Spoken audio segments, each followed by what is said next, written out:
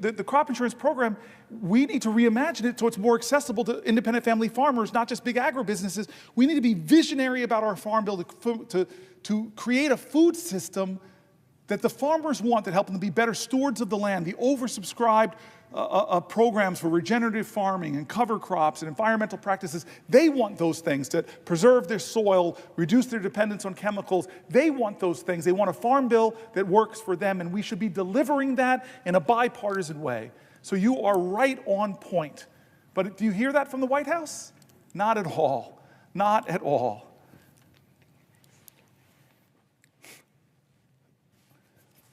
Would the senator yield for a question? I will yield for a question while retaining the floor.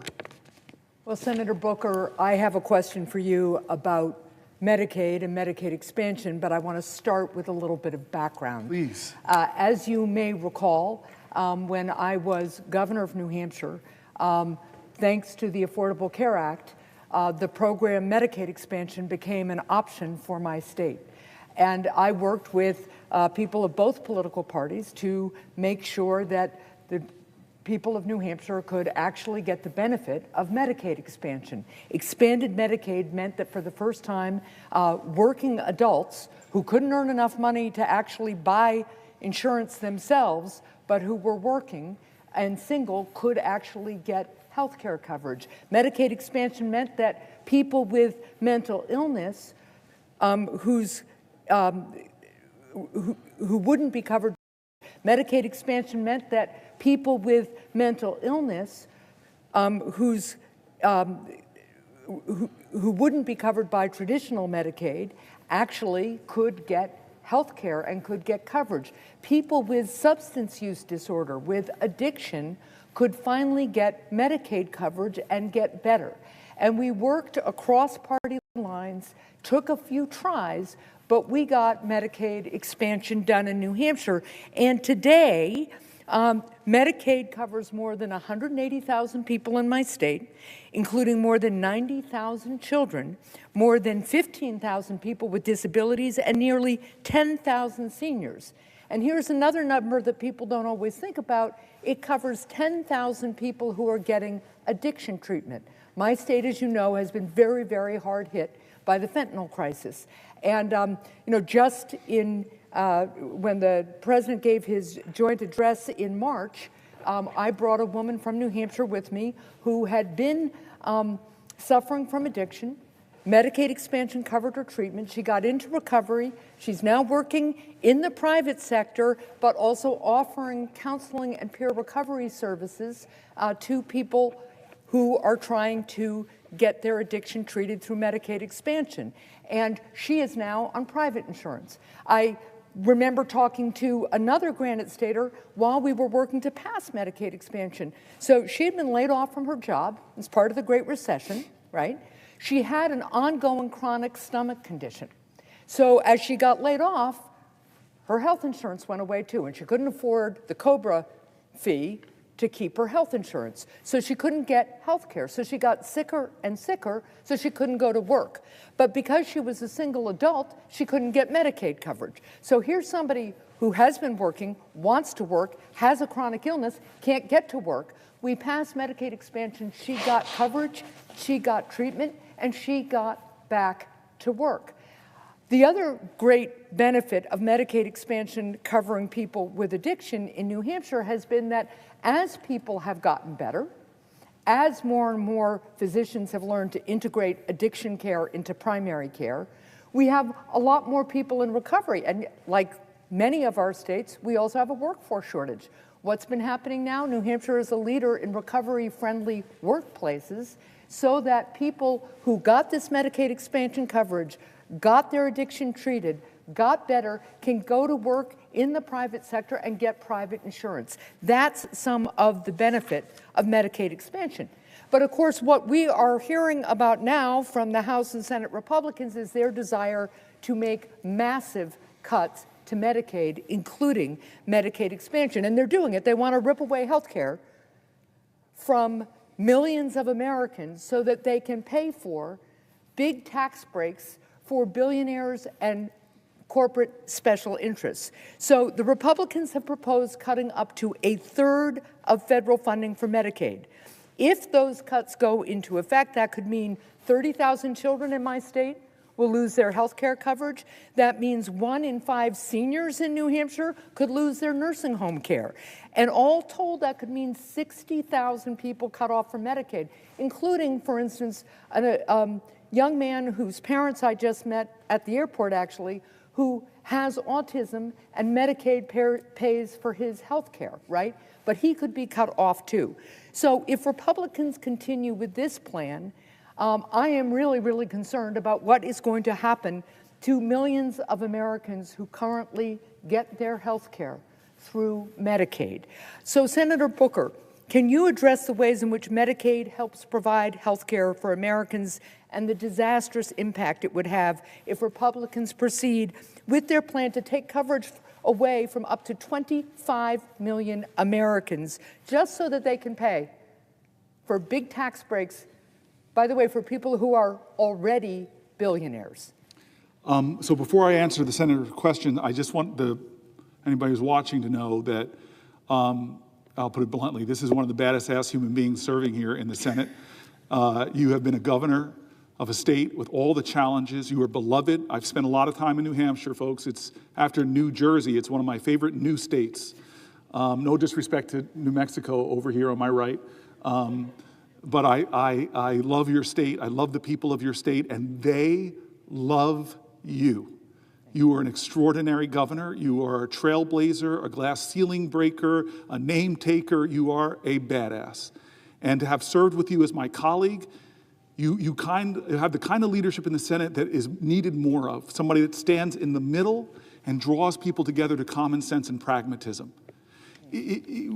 I started on health care, some 16 so hours ago. And I read, you would be proud of me, because she's one of these voices that comes to me and says, hey, Cory, let's bring people together. I know that the presiding officer, who's new here, but he has the same spirit of trying to bring people together. And this might be the third time I've seen him in the chair over the last hours, 17 hours. Thank you, sir.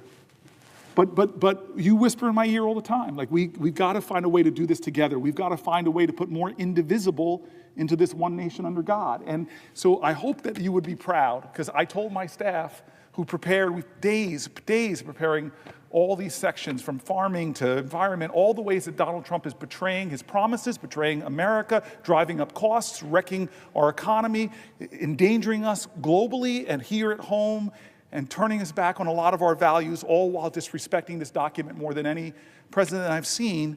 But I wanted to make sure, I told the instructions to my staff, pull from all the Republicans you can. We want to use the Wall Street Journal. We want to use the Cato Institute.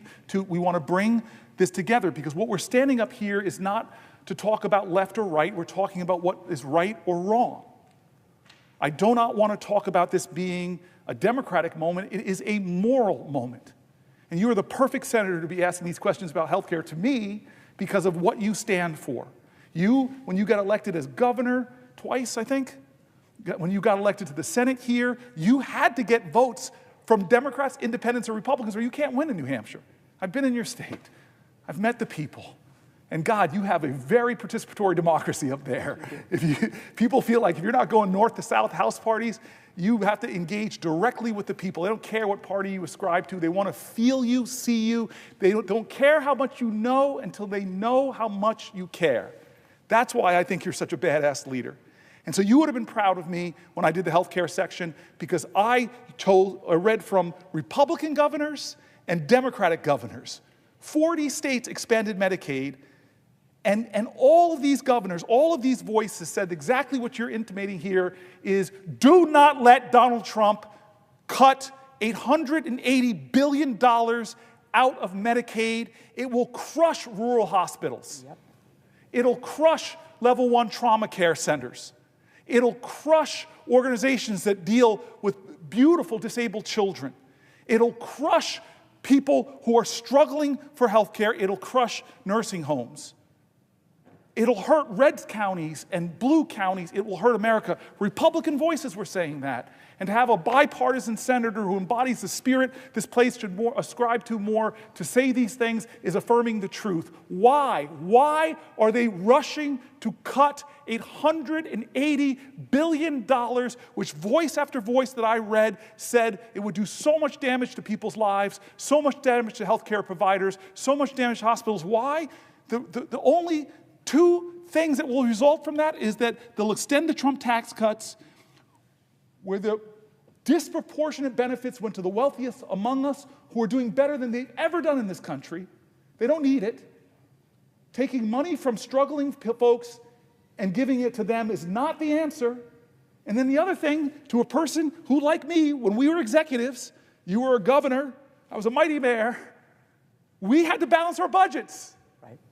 But they're not balancing the budget. They're not lowering the deficit. They're increasing it by trillions of dollars. This makes no sense to a pragmatic person who has balanced budgets, who expanded health care access, who made her state work, who has love and respect and votes, frankly, from Democrats and Republicans. You know this makes no sense. And so if you're standing up, and colleagues of mine further to the left of me, then why aren't other people why did only one Republican in the House vote against it? He told the truth. Massey. I see some of my Republican colleagues here. He's a fiscal hawk. He told the truth. This budget is going to explode the American national debt, stealing from future generations. I can't vote for this. He was not bullied like other people in the House into doing what dear leader Donald Trump says. And so, my colleague, you are on the money. I have internalized your voice. There's only a few people's voices I've internalized. One of them is my mother, but you're more my peer. You are one of those voices in America right now that we need, that does not slip into a partisan argument, but makes the pragmatic argument that what Donald Trump is trying to do with the aiding and abetting of congressional Republicans is wrong. It is fiscally wrong. It is morally wrong.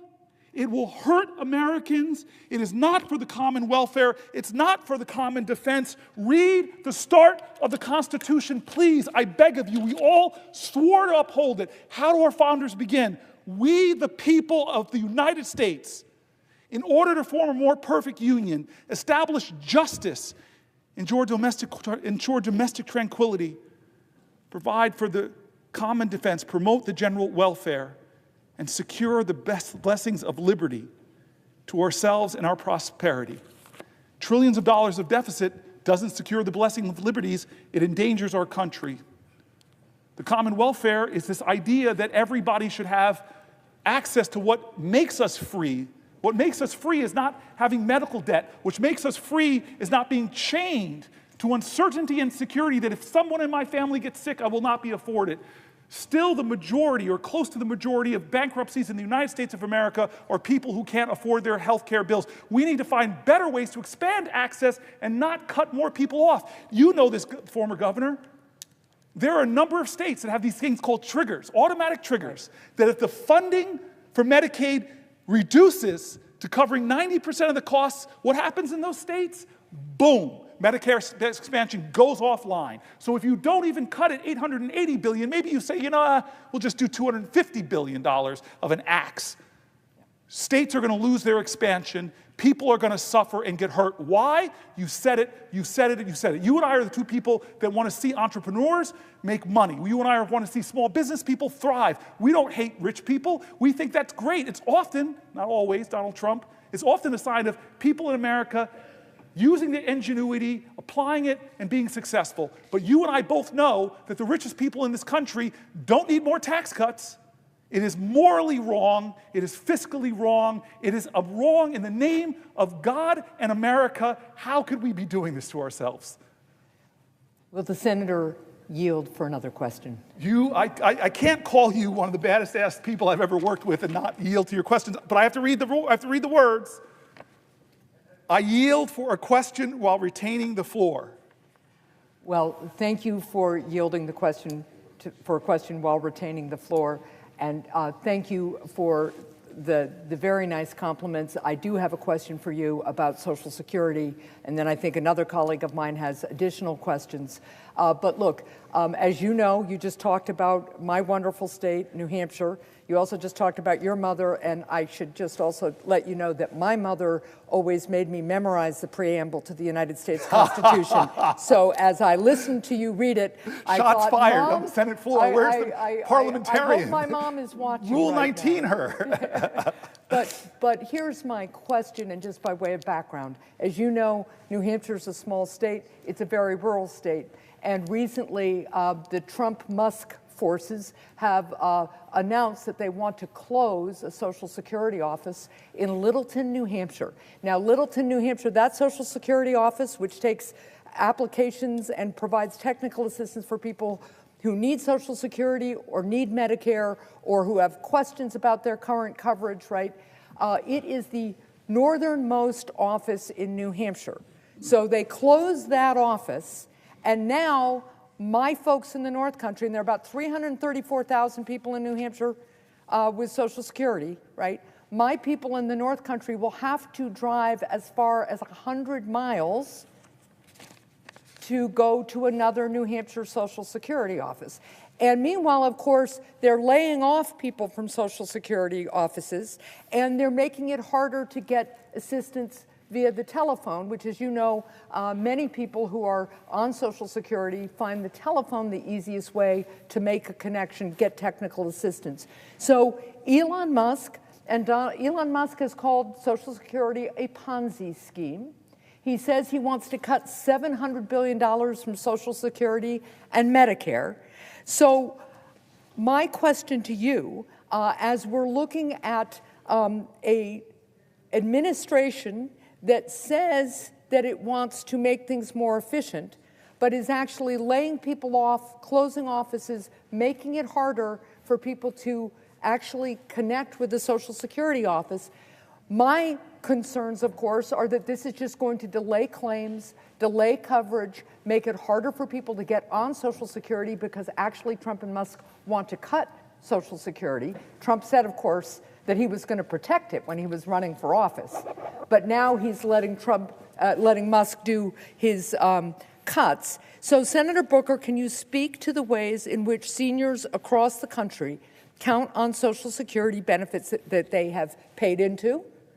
Right? This is not charity. People pay into the Social Security system. They earn the benefit. And can you talk about the disastrous impacts if this administration takes benefits, Social Security, Medicare away from our seniors?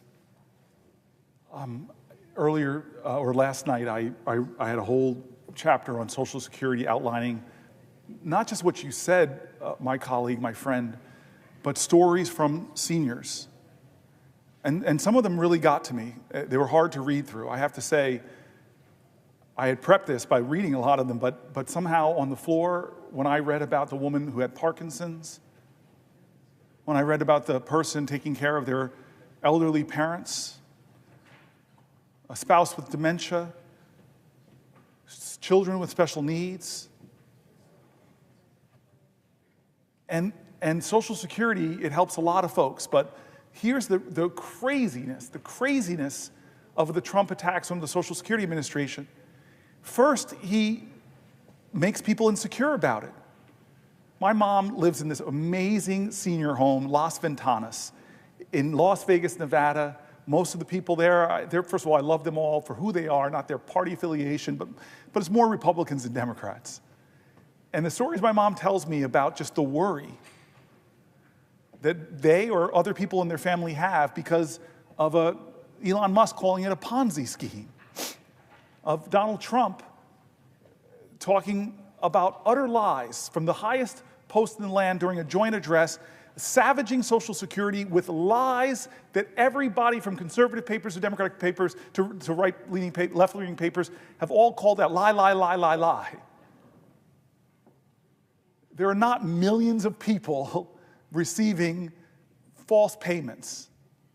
They've insinuated so much insecurity that people were writing me letters talking about they're losing sleep. They have so much anxiety because they only live on their Social Security check. And Brother Howard Luckman, who I know, and I don't know what he was thinking when he said it, a billionaire talking about his mother-in-law. I don't know what you were thinking, Howard. I just don't understand it, how you were saying if she misses a payment, she's okay, but if people complain, they're probably fraudsters. Do you understand how many millions of Americans only have that as their only protection between poverty and destitution? That if they miss a payment, they can't make their rent, they can't buy food? And so they've created so much insecurity, so much fear, and I compared it, Governor, I compared it to the difference between an FDR and a Donald Trump. FDR knew people were suffering, they knew people were afraid, and he stood before the American public and didn't lie to them, didn't attack people, didn't demean people, didn't degrade people. He comforted people. He allayed their fears. He inspired them. You have nothing to fear but fear itself. What an opposite in leadership. And so, yeah, there are a lot of people who right now don't know, but then my colleague from Massachusetts comes in and makes the very clear point, the professor we have in our caucus, she makes a clear point. They've already done benefit cuts because when you close offices in rural areas, that person who is missing a check or has an issue, now they have to drive, how many miles? 100 miles. Now, what is that hardship to a senior? I got heard from people in their 90s. They already are having benefit cuts. The Wall Street Journal, I told you, I was trying to make you proud. I wanted to get as many sources from anybody that was more centered or right. And I read from the Wall Street Journal and said the customer service in Social Security is going from bad to worse. That was the title of the article.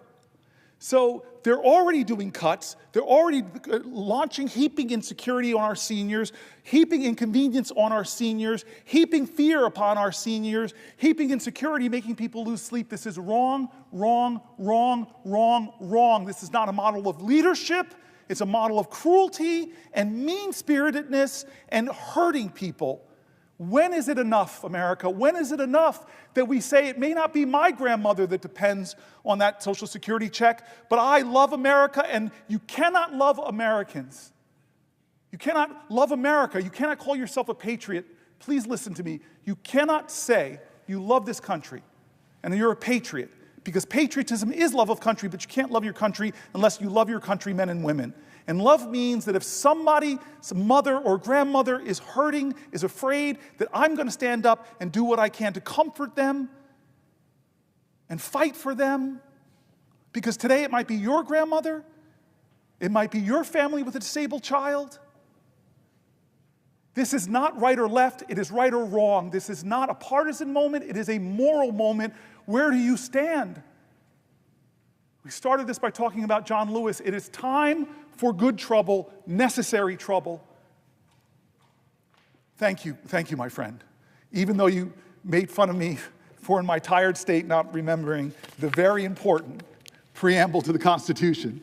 Very well. Thank you very much. That actually means I take your compliments because you don't give them abundantly or overly well, so thank you very much. Senator yield for a question. Heck no, not to you, not to you, not to you. Let me tell you, I have something to get off my chest about you. I woke up I woke up yesterday morning, and the first thing I did, now this shirt's all wrinkled and a little ripe, but the first thing I did is grab a gift from you. People don't get upset, ethics-wise. We're allowed to give each other's gifts. This was like, I don't know how much it cost, but you gave me, I was talking to you about traveling and how we have to pack bags and go all the time. And he said, you told me I travel with a steamer. And I pulled out this little steamer for this shirt that I'm wearing right now. You were one of the kindest, sweetest people I know. You're one of my closest friends here in the United States Senate. And I want to say something about you, because in this moment, if people are watching, I want people to go there. We had a conversation. You came to my office. It's always a sign of respect when you come to the senator's office. And you came to my office and we were talking about social media, and I was encouraging you, you were a little resistant, if you don't mind me outing you, to open up and get more on the platform. We were talking about ideas. And talking about Social Security, talking about Medicare, Medicaid, you opened up to me, and I hope I'm not betraying confidences. And I asked you just like, what do you do? Like, you were such an amazing human being. You're one of the kindest people I know. I asked you, what do you do on your weekends? What do you do for fun? Let people see it. And then you kind of made me pause when you said, well, my mother's getting kind of old. It's getting older. I love her so much. And you said that my brothers, my siblings and I, we alternate weekends just spending time with our mother. It was one of the sweetest things I heard. And then I said to you, what do you do with your mom? And then you brightened up and you choked me up, you jerk, because you said, what I love to do with my mom is to dance with her in the kitchen. When we're in the kitchen making food or something, I just love sometimes to put on a song and we dance. I don't know why it struck me as beautiful, and this is what I hope people will do right now. I said, well, why don't you record that? And I didn't think you would do it.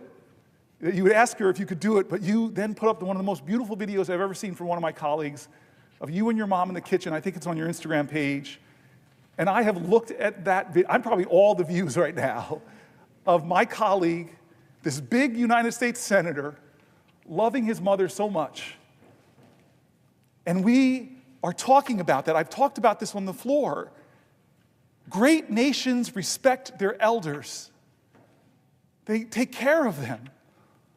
One of my colleagues, when they asked me a question about Social Security, they reminded me of what it was. The greatest anti-poverty program in the history of America. That Social Security rescued millions of Americans from being in poverty. It virtually ended poverty, although the checks now are becoming meager and meager as prices are going up, more people are getting lower and lower towards poverty, and people who live on those checks live very austerely. But you're just this amazing guy that turns your own lived experience into greater and greater urgencies to fight for the people of New Mexico. So I did not want to yield for a question until getting that off my chest. You are my friend, you are my colleague, you are my brother, and more than you know it, you're my inspiration. So yes, I yield for a question while retaining the floor now. I feel like I have so much power here to yield to my colleagues who are often more eloquent. I'm like afraid of White House because he's one of the brainiest people in the Senate. But I'm now have the control. But for you, now that I've gotten this off my chest and hopefully embarrassed you, but maybe added a few more views to my favorite video, I yield for a question while retaining the floor. Well, Senator Booker, thank you. I won't be surprised if Mom's watching right now, so you're probably going to get some messages from her.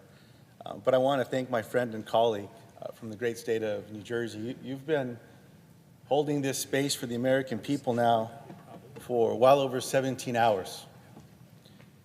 While we represent different parts of the country, Senator Booker, we have the same values. I learned from you the importance of treating people with respect and dignity. That's what we should all be talking about here today, every day. I've also learned a lot about grace from you. Now, I come to the floor to ask you a question about farmers. You and I both appreciate the long hours that farmers put in to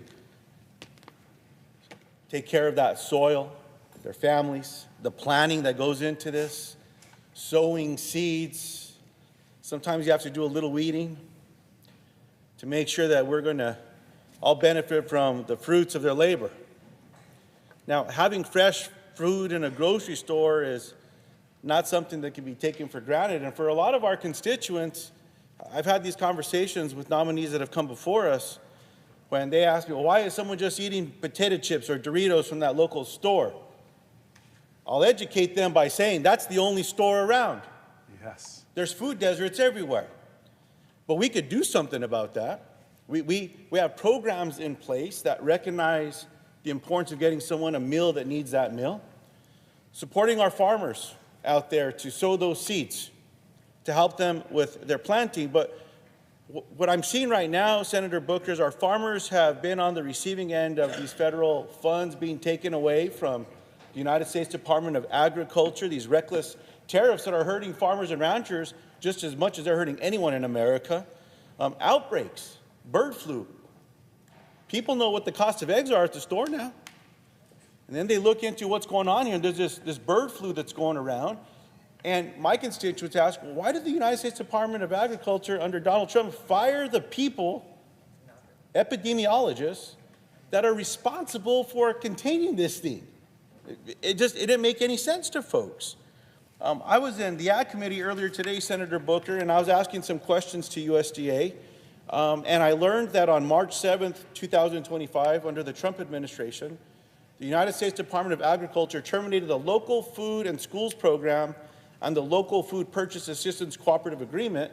And then they went further, and they also notified grant applicants on March 24th that the fiscal year 2025 competition for the Patrick Leahy Farm to School Grant Program is canceled.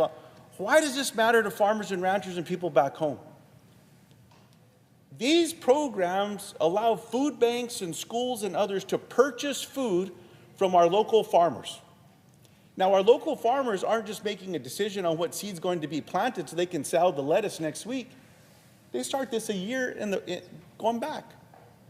So when the United States Department of Agriculture a year ago started talking to these farmers and ranchers about what programs were going to be in place, and then these farmers responsibly went and found customers to sell their food, food banks, different groups around the country, they planned the rest of the year to be able to get that nutritious food into the bellies of people that need it most. That sounds like respect and dignity. Yep.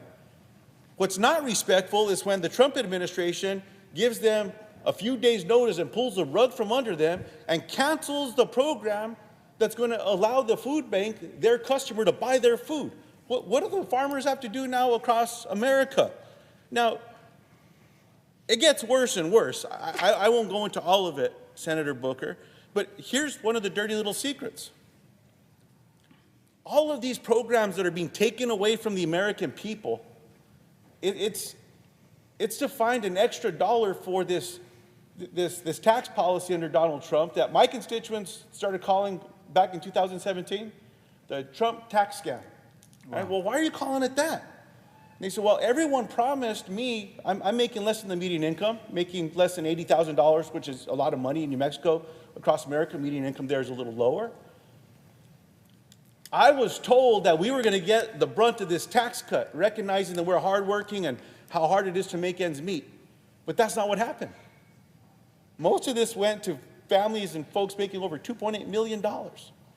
I don't have anything against those families. I wish them well. I want them to make more, $10 million next year. But they don't need a tax cut. That should be one of those hardworking families that were told that they were being prioritized, but they're the ones that told me anyway, that this was a Trump tax scam. That's the secret. That's where all this money's going. So, Senator Booker, whether I'm in a grocery store and I'm chatting with constituents, we're out there looking at egg prices or whatever it may be, they're concerned about what's going on here, and all they're asking for me to share with my colleagues here is just tell them to tell us the truth. Yes. If they're going to vote to take these programs away, they have the votes by Republican colleagues. Just be honest. Treat my constituents with the respect and dignity so that they can plan. So that a single mom that has a child whose Medicaid may get ripped away, but that child has cancer, how are they going to plan for care in 6 months? So that farmer who started planting seeds recently but was planning over a year on what to do so they could find another customer so that they're not going to lose that farm as well. Now, before I ask you this question, sir, I want to end with this. Senator Booker, you often share a story of Abraham Lincoln's inaugural address, his second, and the man whose reviewed mattered most to the 16th President of the United States. One of my favorite stories. When asked his opinion of Lincoln's performance, former slave and abolitionist Frederick Douglass replied, "It was a sacred effort."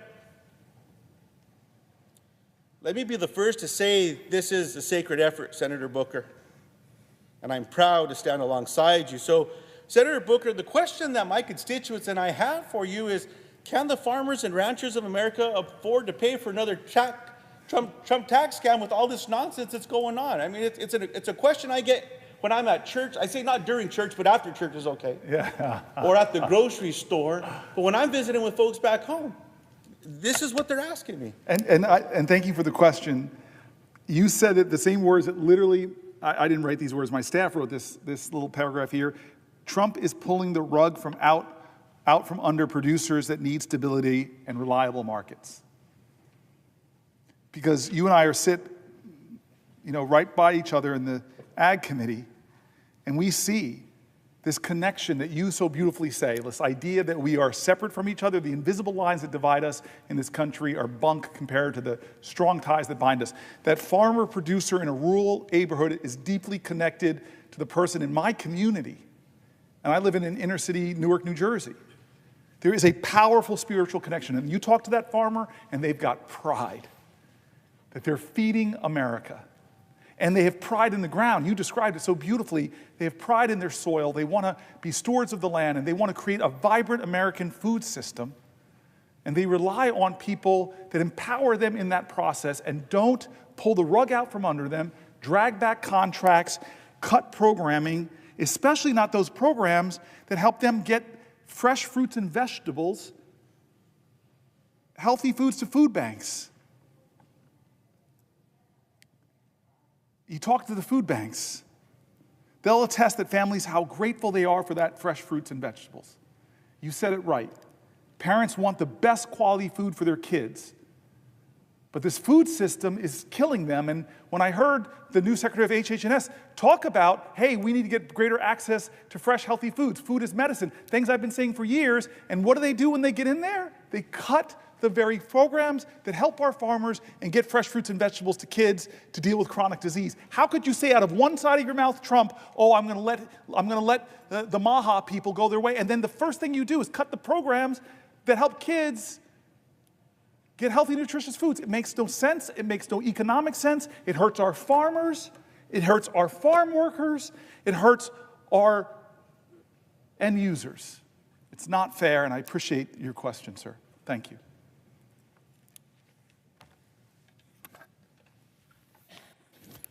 Would the senator from New Jersey yield for a question? Let me think about this for a second. You take your time thinking about it, sir. I want to thank Senator Whitehouse. He's been a colleague and a friend for a long time, and he stands right there at that desk for very long speeches. I think I'm trying to go a long time. You go a consistency of times, and you've talked about the climate crisis, you've talked about the Supreme Court scams. You've not only educated members in this body on these issues, you've educated America. You are a YouTube star now, and I learn from you every time I hear you speak. So I'm a little worried right now, but I'm going to step out on faith and yield for a question while retaining the floor. So, first question. It's been 17 hours. How you doing? I shall not complain.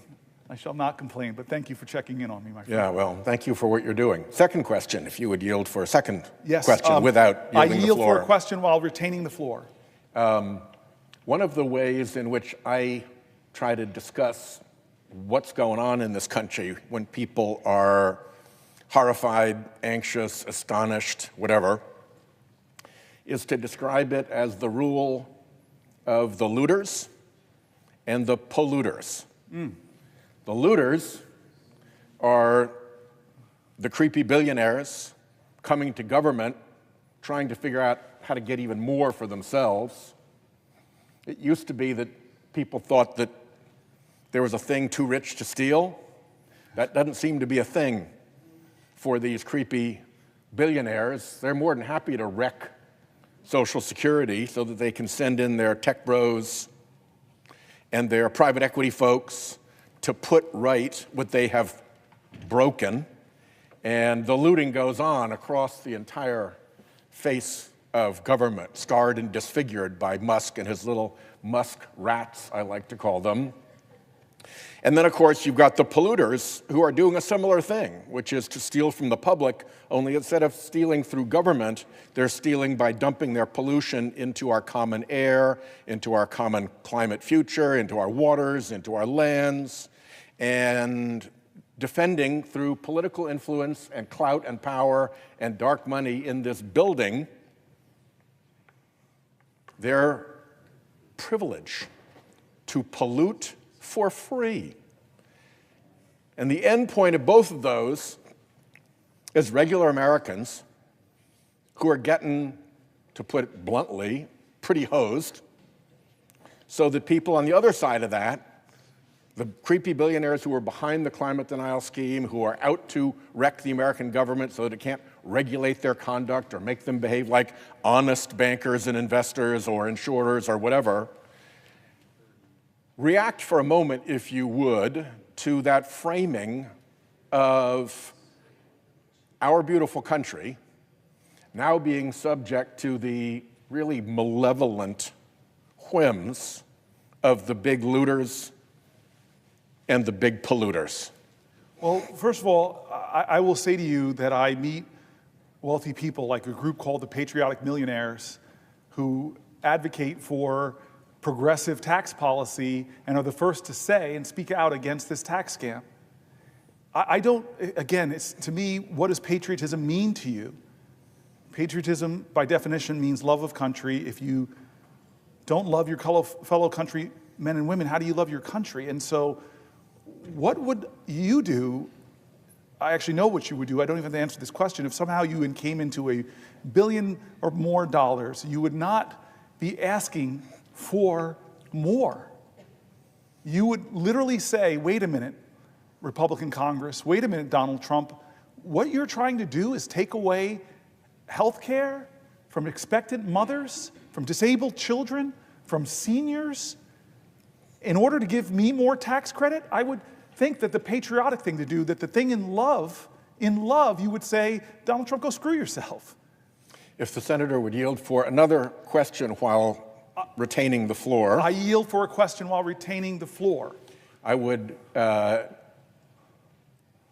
to your comment and request your response to the observation that not only is this an appalling manifestation of greed by people who already have more money than they're able to spend in their entire lifetimes, but the manner in which they are accomplishing their purpose is pretty loathsome in and of itself.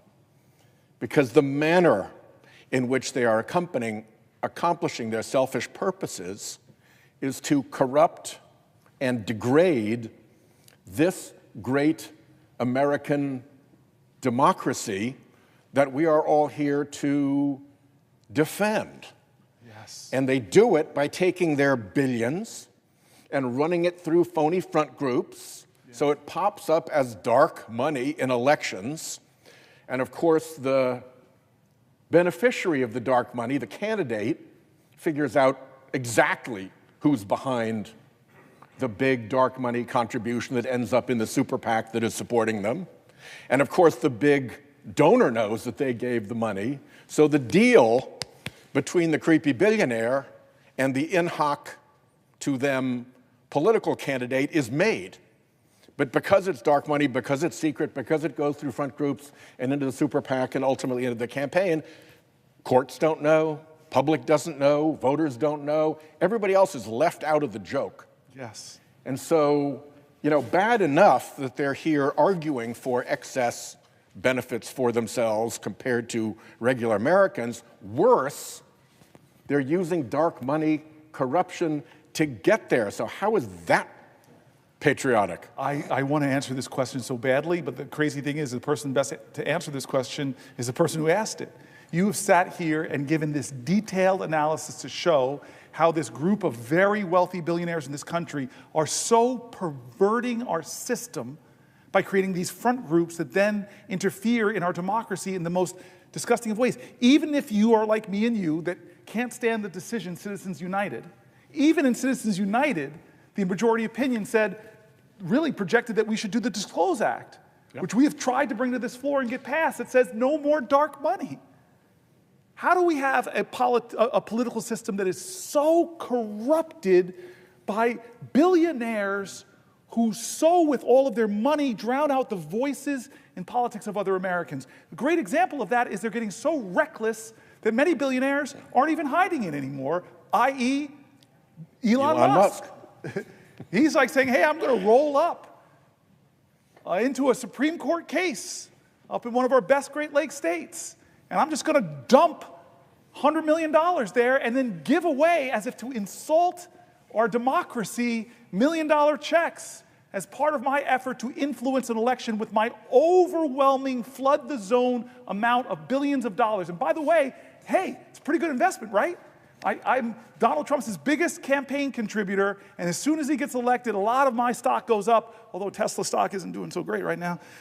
The reality is, we live in a country right now that we're giving more and more ability for billionaires to use their wealth to rig the system and then get more wealth as a result of that. It is so corrupt and so corrupting to this. We have been talking about this, as you said, for 18 hours now. This big, unchecked corporate contributions, billionaire dollars, dark money in front organizations that nobody in the Senate has outlined better than you, is corrupting our Constitution, and even the bad case Citizens United, even they said this shouldn't happen. You all should write laws in this place that force people to disclose where that money's coming from. But how many years has it been since Citizens United? Many. And how many times have we failed? 15? Guys, I don't know, and I'm so grateful for this man, because all my colleagues who are assembled here know. Doggedly and determinedly, you have stood right there with charts and graphs. You've outlined it ad nauseum. They've attacked you because your truth is so threatening to them that more people will know about how big money is corrupting democracy. And so how many assaults are we going to have to watch in 71 days when we now have a president that can create a meme coin? Isn't there something here, my great constitutional scholar, a big word called emoluments? This president has basically created a meme coin where we now know, hard to trace this, that dollars have been put into his pocket. I have my team reading about it right now. Foreign countries, Russian oligarchs, incredible Arab wealth. You want to pay off the Donald Trump? You know, because his government is being run like this. It's not JFK. Ask not what your country can do for you, but what you can do for your country. You've seen how he's behaved. It's ask not what your country can do for you, ask what you can do for Donald Trump. That's how he does business. How do we know that? Look at the evidence of the last 71 days. If you are a law firm that comes to him and offers him $40 million of pro bono work. God, how many people I love in Newark had that kind of legal representation, pro bono. He is beating you up, threatening to ruin your business until you come to him and tell him what you're going to do for him. We're seeing it. You want a merger? You want a merger? What do? Give $1 million to his inaugural committee, and then find ways to get money to him through his meme coin, kowtow to him in any way possible.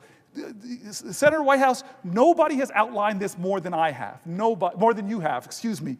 And I encourage people, I feel like now I'm advertising everywhere, social media. Go to his YouTube. I call him a YouTube star. I'm not joking. You have on YouTube, I know, just great details and outline about how the corruption of money in politics is getting worse and worse and worse in this era of billionaires like Elon Musk who have no shame anymore. And I'm going to say it on the Senate floor. There are so many reports and stories of him threatening elected leaders, threatening to put $100 million in a primary challenge if they don't kowtow to what the great leader is telling them to do.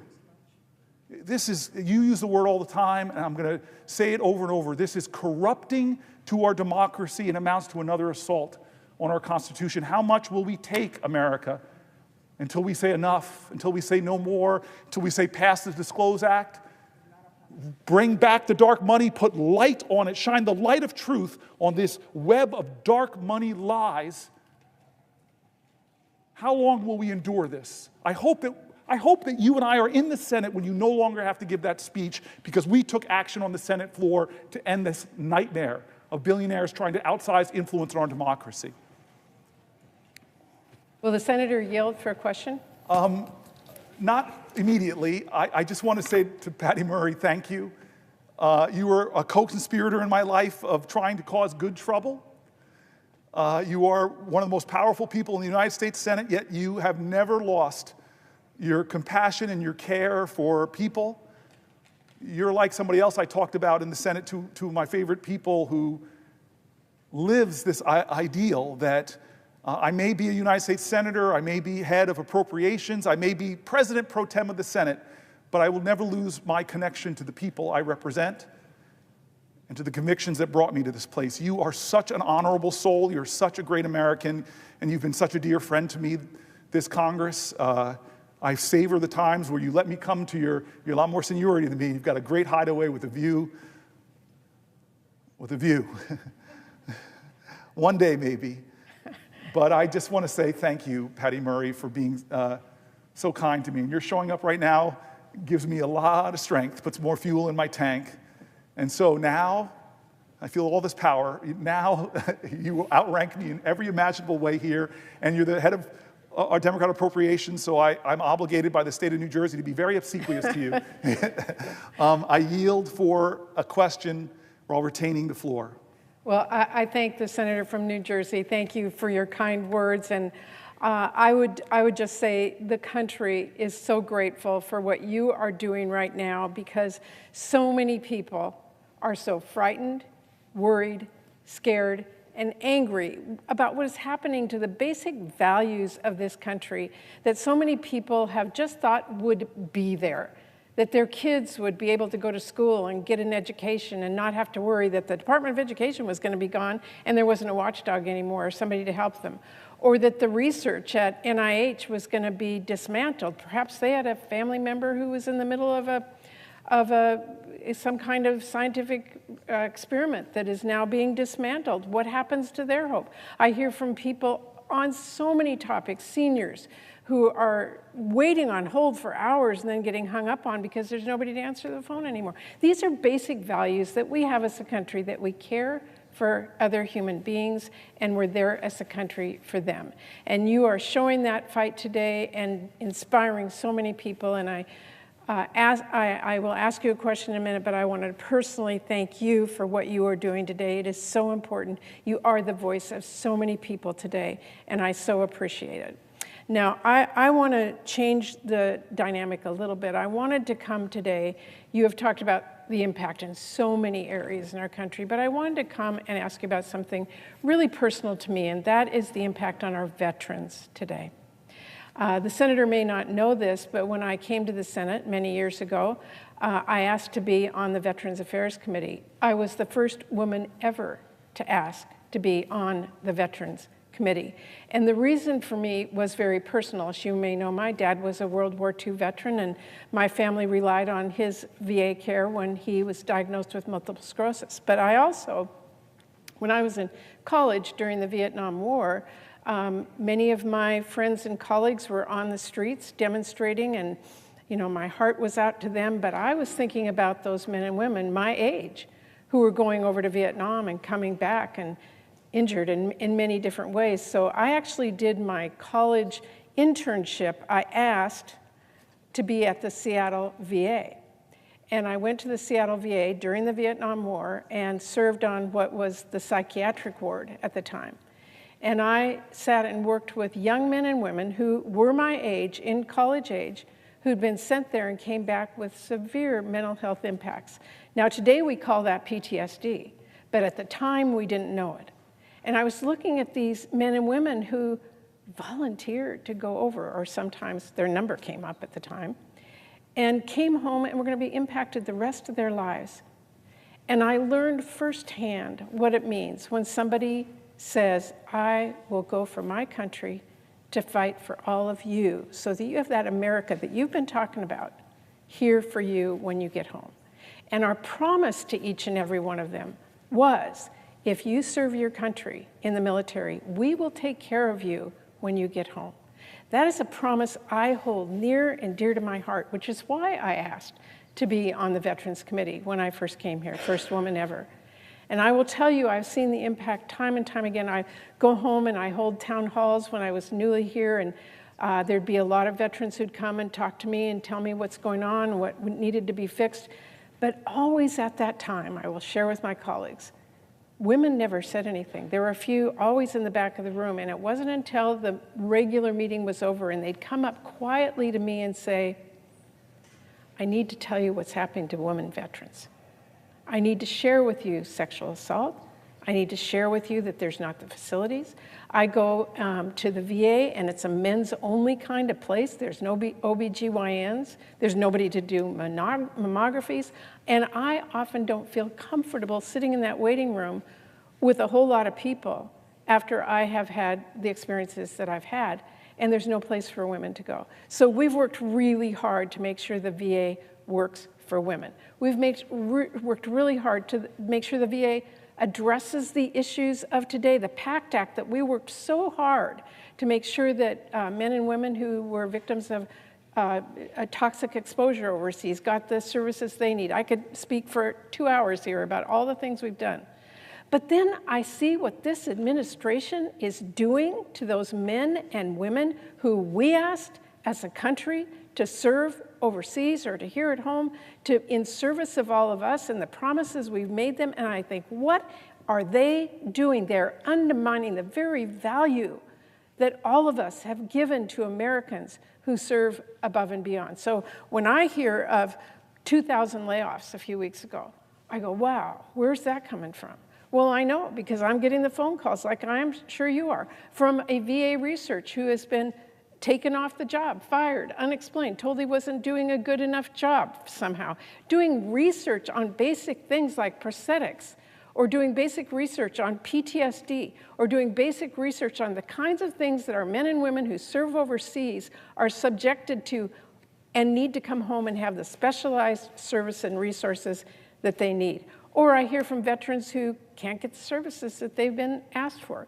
So now when we are hearing this administration is about to cut 80,000, you didn't hear me wrong, 80,000 more people from the VA, a vast majority themselves are veterans. I wanted to ask the senator, how does that hit you? How do you feel about that? I'm so grateful you brought this up. And especially all the work we had to do when I got elected 12, 13 years ago. One of the earliest things I did is meet with women veterans in my state and heard these awful stories about how long it took to get gynecological care, the waits that they had to do, the indignities they had to endure. And I'm glad we've made so many strides, in part thanks to your leadership in New Jersey, with special dedicated facilities to our women veterans, with shortening those wait times, with prioritizing them. But you're now right. Their proposal is to cut 83,000 positions from the VA. And you know this, you said it, this just years ago, this governing body passed the PACT Act with overwhelming bipartisan support. It was signed by President Biden in August of 2022, the largest health care and benefit expansion in VA history. You were one of the leaders, increasing disability compensation and extending eligibility for VA care. To meet this increased demand, the VA added 61,000 employees in 2023. These new hires included claim processors, physicians, nursing staffs, medical support assistants, food service workers, and housekeeping staff. And now the progress this body made is in jeopardy by this president. We added 61,000 just to keep up with the demands and the needs, and now he's cutting 83,000. This is an article, if you don't want me to yield. DAV urges Veteran Affairs to be more transparent about vet care amid layoffs and budget cuts. Veteran Affairs Secretary Doug Collins says veterans' care won't be impacted. We saw the largest expansion of VA healthcare benefits in a generation under the PACT Act. Collins attended DAV's recent midwinter conference where he came from behind the podium, walked into the audience, and told attendees that vet care and benefits would not be impacted by the Trump administration. In recent appearances on CBS Eye on Veterans podcast, DAV Communications Chief and Air Force veteran Dan Clare said the VA has not demonstrated how it's going to keep its promise. They have not demonstrated it. DAV also does not have a lot of information about what's planned, he said. Can you imagine that? Leaving all these veterans with insecurity and uncertainty. Now we're hearing about the 83,000 people losing their jobs. 20,000 or so folks might be veterans themselves. We're concerned about how we're going to be able to cut that many people and maintain care and benefits.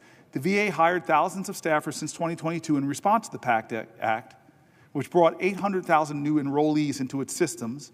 Collins has said cutting the VA workforce by 83,000 would bring it back down to its 2019 level before we did all those expansions to help women's vets. Clare said he has not heard about specific performance problems with those who've been laid off. Well, you haven't heard about it. Veterans' needs have not changed, and they remain great. The people who are sick from the burn pits didn't necessarily get better overnight, and some of these folks are going to have a long road to hoe when it comes to their health. DAV is getting calls frequently from veterans who are scared, angry, and don't understand what's going on and how it's going to affect them. Clare was one of the first whistleblowers on burn pits in Iraq, which eventually inspired the fight to pass the PACT Act to help veterans who became sick or even died from their toxic exposures. When we started talking about dioxin, when Vietnam veterans heard that, they immediately thought of Agent Orange. And that's probably what this is, our generation's Agent Orange. There's a lot of decisions being made behind closed doors, he continued. We want to know what the plan is. We want to know what the plan is. We're not against efficiency of government. We're not against even removing VA employees who may not be fit performers. A veteran has a unique understanding of another veteran's needs, Clare continued. When you lose those folks out of the VA, the veterans, you lose an institutional capacity to understand veterans. It is also unclear how these cuts will impact VA research, which Clare also stressed has helped veterans deal with complex issues that are service-connected, such as traumatic brain injuries and post-traumatic stress. In addition to being concerned about how recent budget cuts and staff reductions will impact veterans care and caregivers, Clare said DAV is also concerned about the impact on veteran-owned small businesses. DAV is asking veteran business owners whose contracts have been recently canceled or who have been fired from their VA jobs to reach out here. DAV is actively keeping a list of veterans negatively affected by the Trump administration's cuts and plans on fighting for them in the weeks and months to come. And those lists that they're keeping are getting longer and longer and longer of people affected by this. So to answer your question, it's absurd. It is offensive. It's ready, fire, aim. Tens of thousands of veterans laid off, veterans who do business and work in contracts ended. Why is this another group that the President of the United States is scaring? Frightened veterans, angry veterans. I'm hearing from them in my state. You know you're hearing them from yours. What's the plan? What's the plan? What's the plan? They have no answer for us.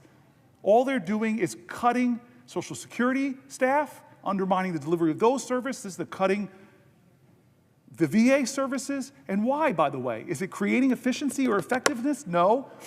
Is it to create savings? Because we got to create savings to give more of those tax cuts to billionaires like Elon Musk. It is not fair. It is not right. When we send people off into the most dangerous environments on the planet Earth and ask them to put their lives on the lines for us, the least we can do as a nation is not penny pinch on their backs of the service that they deserve. For one additional question. I yield for a question while retaining the floor. The senator's right. And so many veterans are afraid right now. And I had a veteran tell me that he was one of those people that got the letter, you haven't performed well. He worked for the National Park Service, actually. And he said, I've been saving lives. I've been cleaning trails. I've been making sure that the national parks are safe for all of you. And then he said to me, I'm a veteran. I served in the war. And I served my country there because I wanted to serve my country and my fellow Americans. And I came home and worked for the National Park Service to do the same. And now, as a veteran, my country's not there for me. And I would just say to my colleague and to everyone who's listening, to these men and women that we make a promise to, that we say we will be there for you when you come home, that does not mean slamming a door in your face. It doesn't mean that you have to wait for hours to get the services that you earned. It doesn't mean that you will be mistreated. It means that we will honor you. And I would thank the senator for his response and just say to him again, do you think we're treating men and women in this country as great Americans by the actions that are being taken by this administration? Thank you for the question. No, and I'm just going to read another article that's going to make even clearer the point you just laid that's so strong and so important. This is from Axios, how White House firings are hurting veterans. The Trump administration's big cuts to the federal government are hitting one group particularly hard, the country's veterans. Why it matters? Many of those who've served in the military derive a sense of purpose and belonging from their government work, viewing it as a way to serve their country and help their peers outside of active duty. The big picture. It's not clear yet how many vets have been fired or will be. Last year, veterans made up 28% of the federal workforce, 28%. Per federal data, a far bigger share than the 5% in the private sector. About 36% of the vets working in civil service, more than 200,000 in total, are disabled or have serious health conditions per federal data. 36% of the vets working in civil service are disabled vets. This is the largest attacks on veteran employment in our lifetime, says William Attig, executive director of the Union Veterans Council, a large group that represents many of these workers. Attig, who was deployed in Iraq from 2003 to 2009, has been talking to newly unemployed members trying to get a tally of everyone whose job was lost. Zoom in now. Some veterans still holding on to their jobs for now are waiting for the hammer to drop. We're being smeared as leeches, but I just want to serve my country and provide for my family, an employee at the Department of Defense who's a disabled veteran, and requested anonymity because he didn't want to put his job at risk. Talk about free speech. We're being smeared as leeches, says a disabled veteran who stood for us. And he was thrilled to land his job, he said a few months ago, but is anxiously waiting to see if he'll be one of the more than 5,000 workers at the Pentagon that the Pentagon said it would fire next week. Privately now, GOP lawmakers are growing uneasy with the cuts to veterans. I know this because I know the heart of so many of my Republican colleagues. Politico reports adding that vets have been disproportionately affected by firings, and again, GOP lawmakers are growing uneasy about it. The White House did not say how many veterans have been fired. At least one department, the Department of Interior, has rapidly carved out an exception for them. President Trump has consistently stood up for our brave men and women, delivering crucial reforms that improve VA health care, said White House spokesperson Anna Kelly in an email.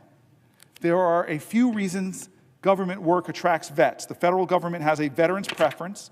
Put simply, when deciding among a group of qualified candidates, they're first in line. I think that's right. You'd have to jump through a lot of hoops to not hire a veteran, said a former official. With more veterans working in government, more feel welcome to work among people who understand them. Others are drawn to their retirement benefits. Years of military service counts towards your federal pension. Plus, though, many of these folks feel drawn to mission-driven employment. Most veterans feel like they're putting on another uniform when they go work in other federal agencies. These jobs are a crucial piece of the puzzle in most military life, he says, adding that it's also a key part of suicide prevention for this at-risk group. One of the most important things you can do for a veteran is help them with a job. How can we expect to maintain what is in America an all-volunteer force if we fail to show those folks willing to serve how we care for our service members when they come home? slashing more than 83,000 jobs from the VA alone, it's clear that these cuts are going to have a disproportionate impact on veterans, veteran contractors, and the services they receive. I'm angry about these cuts, but most of all, it should make all Americans feel a sense of sadness. We ask our veterans to sacrifice so much, and we all know, who know veterans, it's not just the veterans, it's also veteran families that make that sacrifice, that share in that service, that share in that commitment. And these veterans, some of the more talented, dedicated leaders I know, they're not doing it for the money. They're doing it because they're called to serve. You know how many people jumped into service after 9/11? Friends of mine rushed to join the military, to serve in Iraq and Afghanistan. And now they're home, many of them with invisible wounds, many of them with visible wounds. And the services they rely on for their health care, the services they rely on as lifelines, the services they rely on often that give them hope and opportunity, not compounding their trauma. This is now being attacked by a president who's not keeping his promises. He says he values veterans, but the facts are different. She devoted her life to serving the U.S., then DOGE targeted her. It has been 6 days since Joy Marver was locked out of her office at the U.S. Department of Veteran Affairs, 5 days since she checked herself into hospital for emergency psychiatric care, and 2 days since she sent a letter to her supervisors, "Please, I'm confused. Can you help me understand?" Now, she followed her wife into the storage room of their house outside of Minneapolis, searching for answers no one could give her. A half dozen bins held the remnants of 22 years spent in service to the U.S. government. First as a sergeant first class in Iraq, then as a disabled veteran, and finally as a VA support specialist in logistics. She devoted her career to a system that had always made sense to her, but now nobody seemed to know whether she had officially been laid off, or for how long, or even why. "Are you sure you never got an email?" asked her wife, Mickey Jo Carlson, 49. "How would I know?" asked Maver, 45. "They deleted my account." "Maybe it's because you were still probationary." "My boss said I was exempt," Marver said. "I was supposed to be essential." In the last few months, more than 30,000 people across the country were fired by President Trump's new initiative called the Department of Government Efficiency, a historic reduction of the federal workforce that has been all the more disruptive because of its chaotic execution. Entire agency divisions have been cut without explanation or mistakenly fired and then rapidly rehired, resulting in several lawsuits and mass confusion among civil workers. After a court ruled last week that many of the firings were illegal, the government began reinstating workers even as the Trump administration appealed the decision and promised more layoffs. The VA alone said it planned to cut about 80,000 more jobs this year, including tens of thousands of veterans. And for Marver, the shock of losing her job was eclipsed by the disorientation of being repeatedly dismissed and belittled by the government she served. She had watched on TV as Trump's billionaire advisor, Elon Musk, took to the stage at a political conference wielding a chainsaw to the beat of rock music, slicing apart the air with what he called his chainsaw for bureaucracy. She had listened to Trump's aides and allies deride federal employees for being lazy, parasitic, unaccountable, and essentially wasting taxpayer money in their quote-unquote fake jobs.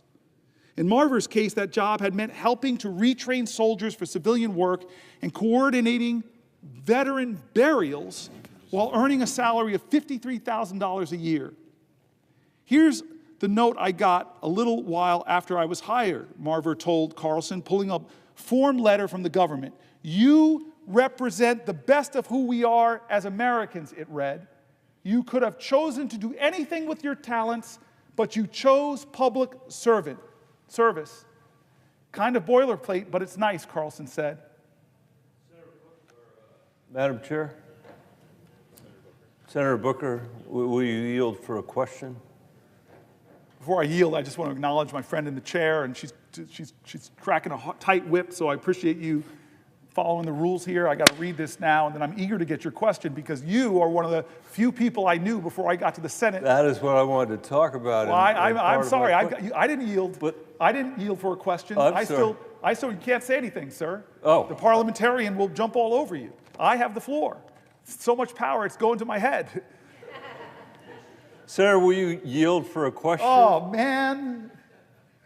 Known you for like 25 years. I wanted to talk about you, but you're being so insistent.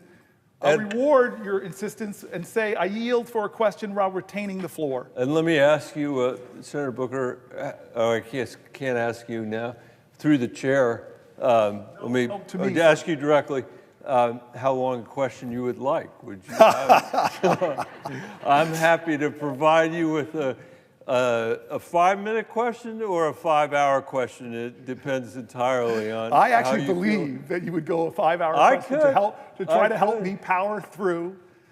Senator, As you know, we've been at this for... My wife, Susan, would I love your wife, Susan. I love you and your wife, Susan, but I love your children more. Your girls are that's amazing. why I came down here. You know, when I remember... Is this a question? Because I yield for the question while retaining the floor. This is a question, please. Okay, let's make it a 7-minute question. This is a question. And I would say to the senator from New Jersey and to the presiding officer, thank you very much for being here and for enduring this. When I started here, I was sitting in the chair all the way to the right of where you are today, Senator Booker. And I can remember the day you walked in to be sworn in, you came through those doors right there, and I had a huge smile on my face because I knew when you were walking through those doors, when you were walking into this chamber, you would bring with you the kids that you used to work for in Newark, New Jersey. And the reason I knew that was that when you were working for the kids in Newark, New Jersey, as the mayor of Newark, New Jersey, I was working for the kids in Denver as the superintendent of the Denver Public Schools. And at that time in our country's history, we were engaged in a pretty profound effort to try to make better the schools in our respective communities. Not that everything was perfect, but we were trying to drive achievement for the kids in Newark and the kids in Denver. And we talked about it over many years. And here you walked into this chamber, a place where it would be easy to imagine has long had the habit of treating America's kids like they're someone else's kids, not like they're America's kids. I know that because if the kids in America were represented by the 100 desks that are in this Senate, roughly 9 of them would be graduating with a college degree in our country. 9 of these deaths. If we thought about the rates of literacy, the failure in our country to be able to teach people how to read or do mathematics, decade after decade after decade, the proficient students would consume just a few desks in this place, and everybody else would not be able to do basic levels of reading and basic levels of math. But here you were, somebody who understands that, and here you are, somebody who understands that. And one of the very first projects you and I worked on, and this is coming to my question, was the child tax credit. This was an effort to turn back 30 or 40 years of trickle-down economics that said that what we're going to do is cut taxes for the richest people in the country and just have it trickle down to everybody else. Some people don't know what that means, and if I could, let me just say what that actually means.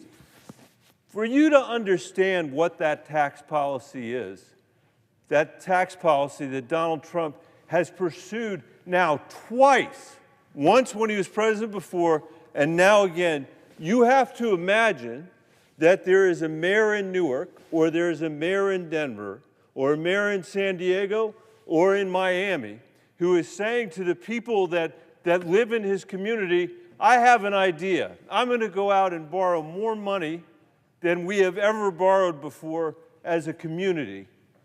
I'm going to go out and borrow a ton of money. And your constituent, my constituents would say, wait a minute, Mayor, wait a minute, that makes me nervous. What are you borrowing all that money for?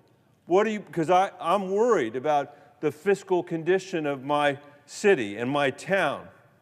This conversation would happen in every city and every town in Colorado or New Jersey, whether they're Democratic or Republican mayors. You'd have to answer the question, what are you spending the money on? What are you going to borrow all this money for? Is it for our parks? No. Is it for our schools? No. Is it to give mental health services to kids who desperately need it? No. Is it for our roads and bridges, our infrastructure? No. Are you going to do something important for our water systems? No. What is the answer? What are you going to do with that money that you are borrowing, that you are mortgaging our kids' future? What is this important thing that you're going to do with it? The answer is we're going to give it to the 2 richest neighborhoods in New Jersey or Newark or Denver, and we're going to expect that it's going to trickle down to everybody else. That is the theory. That is what trickle-down economics is. That is what the Trump tax plan is, and there's a reason why no mayor in America has ever done it, because you would be run out on a rail. Because you couldn't explain it. You're going to borrow money from the kids of our police officers, our firefighters, our teachers, in order to cut taxes for the richest people in the community in the hope that they'll buy a little bit of an extra, I don't know, luxury, and that's going to somehow generate economic activity for everybody else. It is demonstrably true that that has never worked. And by the way, these tax cuts, I say the presiding officer and everybody else within the sound of my voice, have literally never, ever come close to paying for themselves. That is a complete lie. That's why the Congressional Budget Office says this is going to blow a $4.6 trillion hole in our deficit. And for what? To give tax cuts to the richest people in America when they need them least? And when the income inequality is as great as it has been in our country since the 1920s, which brings me to my question. My cherished colleague from New Jersey, what was it we were trying to do with the child tax credit? There were a lot of people who believed that we couldn't even get it passed, that we couldn't even get the IRS to administer it. And then we did get it passed during part of the Biden administration, and lo and behold, more than 90% of the families in New Jersey got a tax cut. Lo and behold, more than 90% of the families in Colorado got a tax cut, not waiting for a trickle down from the wealthiest people, but they got a tax cut directly that did what? Cut in half the childhood poverty rate in America. In the richest country in the world, for one moment, we said, we don't have to accept this level of childhood poverty as a permanent feature of our democracy or a permanent feature of our economy. We can do something different than that. And Senator Booker, that is what you said when you were mayor of Newark. We don't have to accept these generational outcomes of poverty or of poor schools or of lead in the water. We can do something different, and that's what you've brought to the United States Senate as well. The tragedy from my perspective is there are many tragedies about the election of Donald Trump, and by the way, I'll say again on this floor, I don't blame him for getting elected president. You know, he ran and he won. Those of us that were trying to offer a different vision have something to explain about why we were not successful. But one thing I am certain of is that the kids in Newark and the kids in Denver are completely invisible to our current president. That he is not concerned with their welfare or even loses a minute's sleep over the next generation. So I wonder if you could talk a little bit about, this isn't a numbers and cents question, because I know even though you don't look tired, I'm sure you must be tired after all these hours and hours and hours. But can you talk a little bit, Senator, about how a society should be judged with respect to how we treat the next generation of Americans, how a tax bill should be judged by how we treat the next generation of Americans, how almost nothing else matters except what we do with respect to the next generation of Americans? I can tell you that my daughters, Caroline, Helena, and Ann, understand better than most your commitment to them and to your commitment to their generation, because you've been such an inspiration to them, not just today, but thank you for what you're doing, but for basically their entire lifetimes. Well, thank you for the question.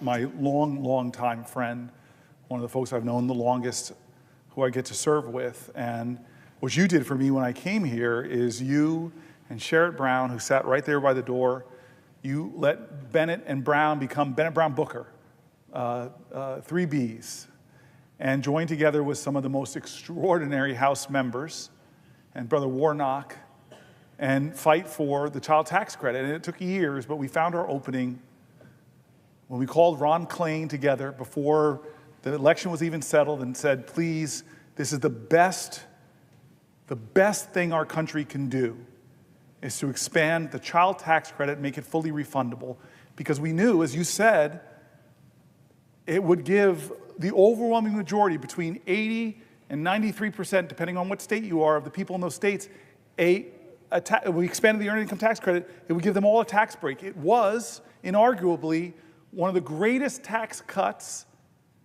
in the last 50 years. And it cut child poverty in America nearly in half. And child poverty is a moral obscenity. Child poverty is violence against children. Violence. And here's the thing that you and I both know from the research. Every dollar you spend in raising a child above the poverty line, you return to society between $5 and $7 in economic growth and activity, or in lesser costs, because kids above the child poverty line have, for example, less visits to the emergency room.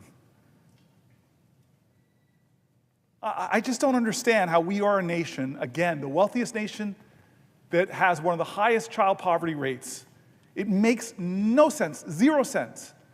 When we proved once and for all with that 1-year effort, because we couldn't make it permanent, we were short 1 vote in this body, we proved forever in America that child poverty is a policy choice, not an inevitable reality. And so you ask the great question, why in a nation that was founded on men that studied virtue, the ideals of virtue, they were imperfect geniuses, but they really struggled with moral philosophy. We have the power, we've proven it, to cut child poverty in half. What's the argument against it? Wasteful spending? Come on. Giving trillions of dollars of tax cuts to the wealthiest in America, I'm sorry, it's wasteful spending, especially if it ends up blowing a hole. Those tax cuts don't pay for themselves. Trump won, tax cuts didn't. Renewing them won't. Doing the same thing over and over again and thinking you're going to get different results is the very definition of insanity. You are one of the most passionate. I remember a stem winder of a speech you gave in this body. You were so angry. I love it when it's Bennett Unchained.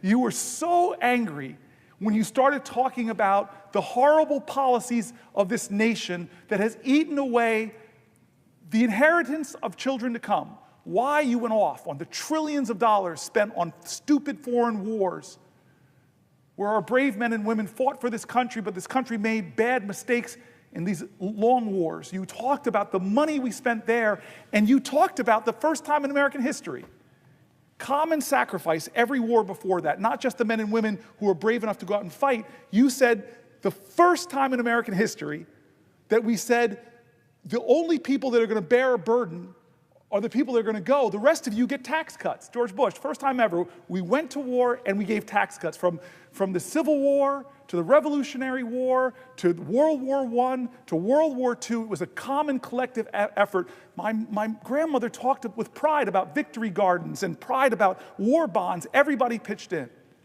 And so here we are at another crossroads. And is America going to tolerate? Is America going to tolerate this idea? That we're going to give extraordinary tax cuts to the overwhelmingly, disproportionately will accrue to the wealthiest amongst us. For what? If I was a mayor, I'd have to answer it. So I appreciate your question, but I also appreciate your moral indignation. I really do. I keep saying over and over again, elevating the voices of Americans on this floor, elevating the point, I hope, that we can't keep doing things like this as business as usual. These are real issues, not of right or left or right or wrong. This is a moral moment in America. And you point out a very clear choice we have when we talk about our tax policy. It should reflect our values. Thank you, sir. Will the senator yield for a question? For Jack Reed, I would do just about anything. So I yield for a question while retaining the floor. First, thank you for continuing to highlight the harm that's being done by the Trump administration on average Americans, working Americans. Flouting the law, withholding federal funds, illegally shutting federal agencies, ruining long-standing alliances, increasing prices, taxes on American consumers. It goes on and on and on. Last week, the Department of Health and Human Services announced that it would fire 20,000 employees. Those cuts appear to be taking shape right now. Is the senator aware that there are reports that thousands of HHS staff have been locked out of their offices this morning? To answer the senator's question, I've been on the floor since last night. I haven't read any news reports, but when you say that am I aware of thousands and thousands of HHS employees who've been laid off of their jobs, I'm not aware of it. I'm not surprised. The question isn't, is Donald Trump going to lay more people off? The question isn't, is Donald Trump going to lay more disproportionately veterans off? The question is what are we going to do to stop it when it isn't thoughtful, reasonable cuts, when he talks about the people he's cutting as leeches, demeans and degrades their commitment to service and their noble obligations. We were told that HH&S would be about making America healthy again. And I haven't seen that. I've seen them I've seen them cut regulations on polluters that make our air quality worse, which hurts people with emphysema, with asthma, with other respiratory diseases. In fact, a lot of the actuarials show more Americans die when polluters are allowed to go back to polluting more. I could go through the things they're doing that are not making our water healthier and safer, not making our air healthier or safer, not making more access to health care that stops and treats chronic disease, not giving access to healthy foods. We're not making America healthy. And so these cuts, they don't surprise me, but they hurt me. They hurt me. These are Americans. These are disproportionately veterans. And I thank you for speaking up for them today. If the senator would yield for another question. I yield for a question while retaining the floor. President Trump and the Secretary of HHS, Secretary Kennedy, are, as I indicated and made you aware, they are firing a host of people today. But the critical staff functions will be undercut. For example, the Low-Income Energy Assistance Program. And the National Institute for Occupational Safety and Health, they will focus on worker safety. LIHEAP, as you know, provides essential support to literally keep people warm in the winter and cool in the summer in our southern states. And with LIHEAP undercut like that, there will be effects. People will become unhealthy. In fact, possibly couldn't even pass away and perish. NIOSH, on the other, is an agency that looks after 164 million people in this country so they're safe. And we all know, we all remember back all those stories about the Gilded Age, which sometimes I think the administration wants to bring back, where children labored in shops, where garment workers were killed in fires because there was no way to get out. All the exits were sealed. National Institute for Occupational Safety and Health prevents that. And work-related industries, injuries and illnesses cost our economy about $250 billion annually. So that will double, triple, quadruple. And we're seeing all sorts of reports about the National Center for Injury Prevention and Control at CDC. They do critical work. They're under the gun. We're seeing reports that the director of the FDA Center for Tobacco Products has been fired. We can see that President Trump and Secretary Kennedy would rather stand up for big tobacco than for young kids who get hooked on it and it ruins their health. These are just a few of the cuts. And I want you to, I know you're aware of these. I know you're focused on these. They're going to destroy years of progress. And basically, it's being shouldered by working Americans. You know, nobody who lives in Mar-a-Lago needs LIHEAP heating. Nobody who dines at Mar-a-Lago needs occupational health support. But the waiters do, and the grounds people do. So, Senator, just your comments and thoughts. I so appreciate the question from my friend. I really think empathy is a superpower, and you are Superman in that category. Because you're thinking about the people affected. We throw these acronyms down here, and they sound like government programs, but you meet with the people. I remember when I was starting out my political career in service in Newark, and I had this dear friend named Kim, and she was one of these people that worked trying to sign people up for LIHEAP. And the stories that would affect her of people that was a lifeline for them to have a little bit of resources to help them get their energy costs in a place where they could afford heat in the winter and some air in the summer. Stories of elders and vulnerable. I don't understand how we can be a nation with so much wealth and abundance and we haven't figured out a way to design a system where when you invest in the well-being of people, people thrive. Kids growing up in quality housing with great public schools, with clean air, without lead in their water, above the poverty line. You know what I love about young people in this country is their resiliency. I meet these beautiful children with light in their eyes, and all they need is a little fertile ground, and they go beyond our imagination in what they can achieve. And so here we are taking our national treasure, the resources being paid into our taxes are our national treasure, and what do we invest in, and what do we do with it? Well, we're running up more debt.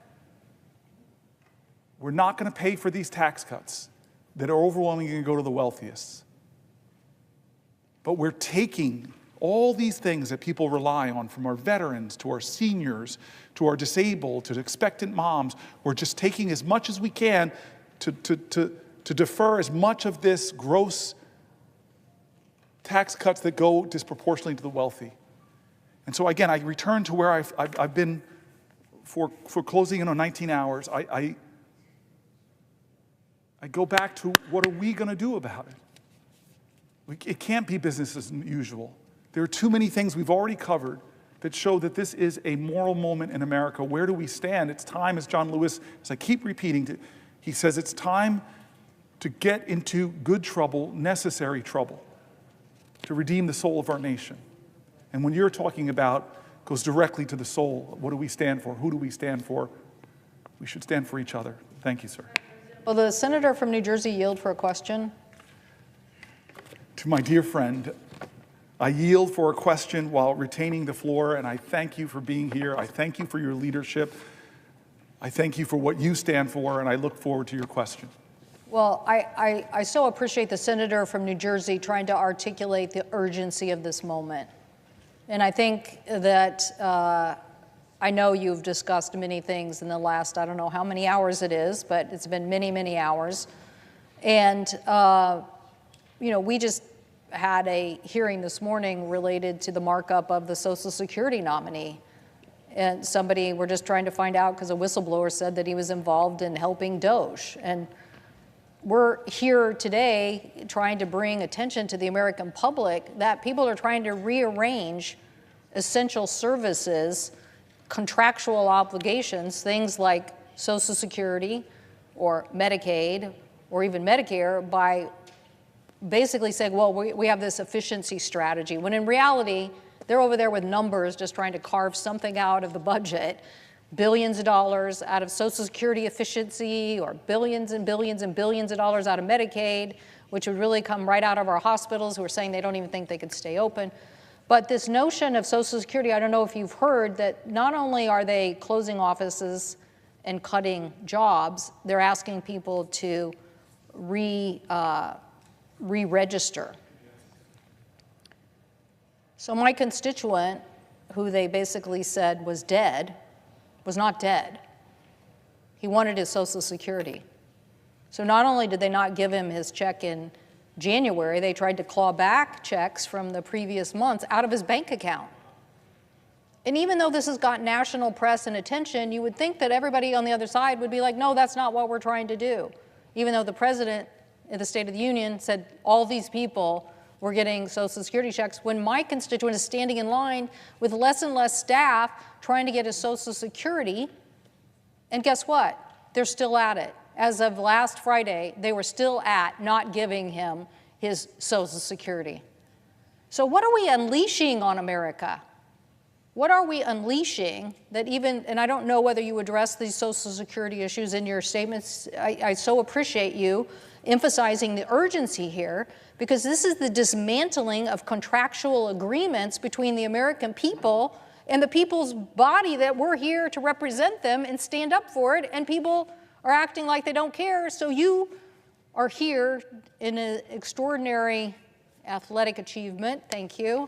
Makes your Stanford days look like nothing, right? You've achieved this great long effort to bring illumination to the American people that they're getting screwed over the fact that these cuts are not some efficient way to deliver better service, but in Social Security, they're undermining Social Security. So have you heard of these cases, the whistleblower issue and others, and do you believe that that's what we should be paying attention to, that before we get a vote on Mr. Bisignano, that we should be finding out what whistleblowers are saying and his involvement related to DOGE and making sure that Social Security checks are protected? I thank you for the question, my friend and my chairwoman. I did talk about this, but it is so worth repeating. At some point in the night, we covered Social Security, and we read story after story after story of senior citizens that are frightened and afraid that the President of the United States would stand in a joint address and attack Social Security, make fun of it with lie after lie after lie about millions and millions of people getting fraudulent checks, when the people who do the fact-checking and even the Social Security folks themselves say that it's a minuscule amount of people getting checks, and usually it's an overpayment. But that didn't stop there. Elon Musk called it a Ponzi scheme. The richest man in the world and the most powerful man in the world, himself a billionaire, are attacking the program that millions and millions of our senior citizens rely on. I read letters of people that say, don't forget about the people who are disabled who rely on SSI, begging us to remember and speak their names and tell their stories. A lot of fear, a lot of terror, a lot of insecurity. But we spoke about this on the floor, that their benefits are already being cut. What do I mean by that? Well, if you are cutting Social Security offices, as one of our colleagues said from New Hampshire, in a rural area, forcing people to have to drive 100 miles if they have a problem. They can't talk on the phone with the waits on the phones. I read an article from the Wall Street Journal, no left-wing mag, from the Wall Street Journal talking about how the customer service is going downhill because of the cuts that they're making, and now you're forcing seniors. We read letters from 85-year-olds, 90-year-olds, 93-year-old. They're going to drive 100 miles? I read letters from Social Security workers who now work in inadequate spaces with inadequate staff, unable to do their job that they love. They're not leeches. They're not people that should be demeaned or degraded by the most powerful people in our land. They are public servants who love their jobs and want to serve seniors, but now can't do it because they cut before they thought. Question, because I will yield for a question while retaining the floor. I thank the senator from New Jersey. The issue that I think is not being illuminated enough are the sheer numbers here. In my state of Washington, 1.4 million people on Social Security, 1.8 million people on Medicaid. So you're talking about a big federal relationship. Now, I know that some people in the, I actually worked in the private sector. I can tell you one thing about the private sector. The bigger it gets, usually the more inefficient it gets. It just happens. Big organizations can be inefficient. So just because the federal government is the government doesn't mean that Social Security and Medicaid are fraught with fraud. In this case, my constituent's not even getting his check, and no one is responding. And you would think with all this commotion that Social Security would want to jump right on it and fix it, but they're not. And the question I have for the senator of New Jersey is, in my state, I have, as I said, nearly 1.8 million people who are on Medicaid, and the same problem is now where our colleagues are trying to say they're going to get $880 billion out of the energy and commerce budget of the House of Representatives, when in reality, like 90% of that money is Medicare or Medicaid, and if Medicare is supposedly off the table, then the majority of that is going to come from Medicaid. So in my state, I'm hearing from hospitals that means they could close. That means essential Medicaid services that are used even in our jails or for fentanyl treatment, or Medicaid that is used as a Obamacare expansion for health care, that so many literally red Republican states, Republican governors have said, we want that. The governor of Idaho, yes, we want that. That's an expansion of Medicaid, and it's successfully working at providing health care to millions of Americans. But now our colleagues are entertaining a notion that they could cut this system. They're not really making it clear. So again, the illumination of you showing the urgency is like a big flag that we're trying to show to the American people. This is not a drill. This is now. This is happening. The beginnings of it are happening. And now this debate that's going to ensue is going to be a massive cut into those programs unless the American people wake up. Now, are your states, and are you hearing this in New Jersey about the Medicaid cuts, the impacts on hospitals, on the delivery system, on essential services? I cannot emphasize to you strongly enough, we decided to start this whole thing at 7 p.m. last night with Medicaid. And we read story after story after story after story of people who are Medicaid beneficiaries, who are terrified, who are afraid, who didn't say if they cut $880 billion, if they diminish the cuts in any way to their services, they're holding together their lives in this fragile financial equilibrium that one little tug of a transportation service, one little tug of a home health care giver, it all crumbles. They're terrified and afraid. Some of the Americans are dealing with the greatest challenges, not of their own making. Some of them working full-time jobs and getting an injury. It costs extraordinary amounts of chaos to their lives. So yes, I read from the people who are recipients. I read from the people who run hospitals, from rural hospitals to urban hospitals to level 1 trauma centers, who all said that if they cut hundreds of billions of dollars, that it'll affect them. I did something really important. I read from Republican governors and Democratic governors, because I keep saying over and over, America, this is not right or left, it's right or wrong. It's not a partisan moment. It's an American moment. It's a moral moment. I read voices from Republicans specifically, Republican governors in Medicaid expansion states. They have this trigger. You know this, many states, that the funding from the federal government ever dips below 90%, boom, Medicare expansion is over. Millions of people in financial crisis, in healthcare crisis. What is it going to take for us to say no? With such a firm voice, such a chorus of conviction, thousands, hundreds of thousands of Americans, red, white, and blue, every state saying, do not do this for no good reason but to give the majority of your tax cuts to billionaires like Elon Musk. It makes no sense. Who are we as a country? This is not normal times. This is not usual. We should be standing up, because I read the stories of Republicans who run hospitals, Republicans who are governors, who are all saying, don't do this, don't do this. Senator Padilla, I was teasing, I'm not yielding yet, Senator Padilla, I was teasing that man over there named Bennett, that he and I have known each other for years, but you and I have known each other longer. I knew the senator from Washington before I got here, mutual friends. So these are three people that were friends of mine before I met this institution. Had Coons here, I have all four. You, though, I knew longer than Bennett and longer than the great senator from Washington and the chairwoman. We met in 1998, 99, around then.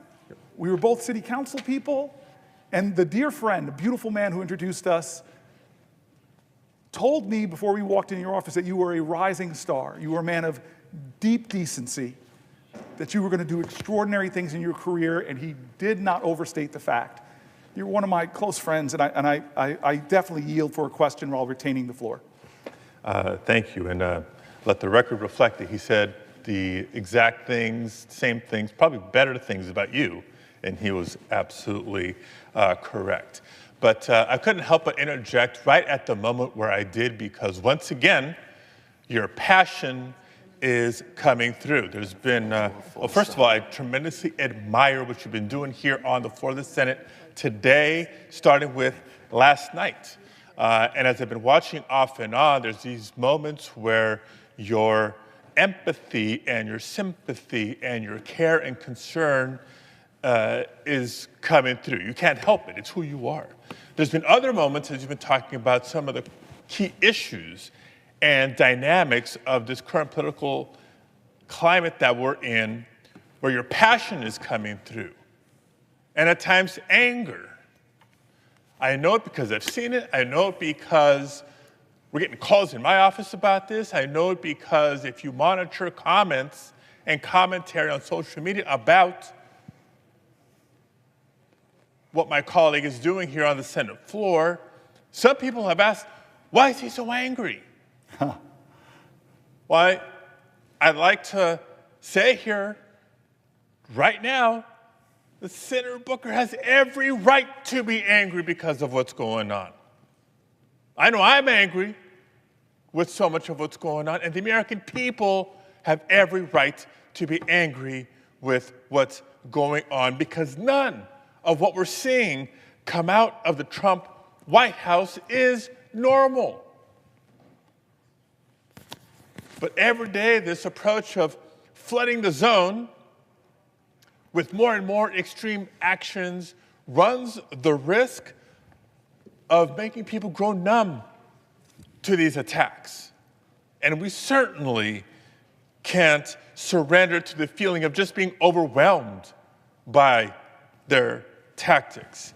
And so I want to thank the senior senator from New Jersey for doing what he's doing to shake and awaken the conscience of our country. Now, as I listen to my colleague talk about the real dangers of the Trump administration, what it poses for our nation, I also reflect on what it means for our environment. Because I know it hits home for many folks, but especially in my home state of California. Look, California, many of you have come to visit time and again, is home to some of those beautiful parks and natural wonders in the nation. But if you grew up in Southern California, like I did, you also know there's a flip side to this climate discussion. Definitely feeling And we lived through the real costs of climate inaction. Now, growing up, I can tell you not just about the smell of diesel exhaust, which I'll never forget, sitting on a school bus going to and from school, or the regular days where school would be shut down early, we'd all be sent home because of the smog, toxic smog in the air in the greater Southern California area. These were concrete reminders of the real threat that emissions pose to our health. California also knows the dangers posed by extreme weather. We know the droughts, we know the floods, and yes, all too often we've come to know wildfires, devastating wildfires like the ones we experienced in Los Angeles County at the beginning of this year. Now, Senator Booker was kind enough to come visit a few weeks ago to tour Altadena, the epicenter, if you will, of the Eaton fire that devastated so many. And I think we both agree, and anybody who's visited the area to see for themselves would agree, that you cannot see what happened in and around Altadena and come away unmoved. I go on and on with examples and reasons to say to you that this is exactly why California for decades has worked so hard against pollution and against the impacts of climate change.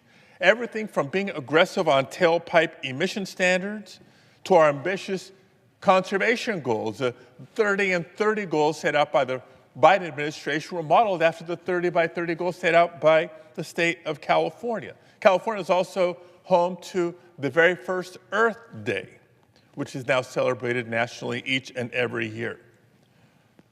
But today, much of our progress is now at risk, because just in the first 2 months of this second Trump administration, we've seen nothing but attacks on this progress of environmental protection.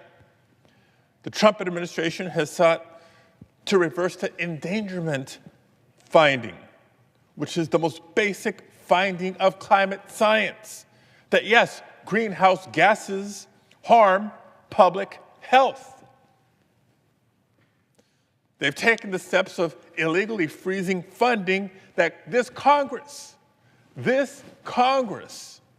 had previously appropriated. I'm talking about the types of investments that keep our kids in our communities healthy. Now, earlier this month, the EPA, Trump's EPA, announced that they would be rolling back more than 30 environmental rules. By doing so, they're not just going to make Americans less healthy, they're also going to hurt our economy. And it's going to clear the way for China to become the world leader in green technology. So much for America first, if they continue down that road. But even while the Trump administration has refused to fight climate change, it's one thing to not be helpful. They've actually taken a number of steps that are actually harmful and hurtful. Make it harder, for example, for states to respond to natural disasters. They've toyed with tying wildfire disaster assistance to political demands. They've proposed eliminating FEMA. They've implemented federal freezes on things like hazardous fuel removal and the hiring of federal firefighters, things that we need to do in the winter months to prepare for the hot and dry summer months when the risk is greatest. They've even brazenly opened up dams and flooded portions of the Central Valley to pretend President Trump was helping with the Los Angeles wildfires, when the fact is those fires were contained when they released this water that's no longer available in the hot, dry summer months. So they're not just refusing to act or to help, they're making matters worse for states like California and many others. So that's what this fight is about. Our fight for the environment is about America's health and safety. It's about American jobs, and it's about America's future. With all that being said, my question to Senator Booker is this. For the next generation of Americans, for the young people who are tuning in and wondering, well, what is it that I can do? Do I have a voice? Do I have any power? What would you say to them? How can they take action? I love you for that question, my friend. And I just want to talk about anger, because I've been all over the place. I read these letters and they make me sad. I read these letters, they make me angry. I read these letters, they make me embarrassed that we're a country where people have to rend their pride and beg for help because of the little teeny modicum of support they get from a service like Medicaid. But I've been saying over and over again, as I've tried to learn from my elders, if I've tried to learn from the heroes I revere, that I learned from my parents that anger is not a bad emotion. It's what you do with that emotion that's important. Does it consume you? Does it drive you to hate other people, or do you allow it to fuel you? Because it was ferocious love that had ancestors of all of ours in this country make it through the insults, no Irish need apply, the injuries of Japanese internments. It's what do you do with those feelings? You're not defined by what happens to you, you're defined by how you choose to respond. So I tell people, anger, if you're not angry,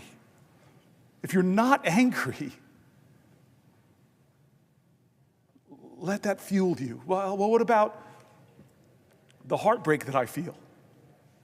Well, I get emotional sometimes because I read a letter and something in it makes me remember somebody I know, or to feel the hurt of constituents begging for help, and it breaks my heart. But I tell you, if America hasn't broken your heart, you don't love her enough.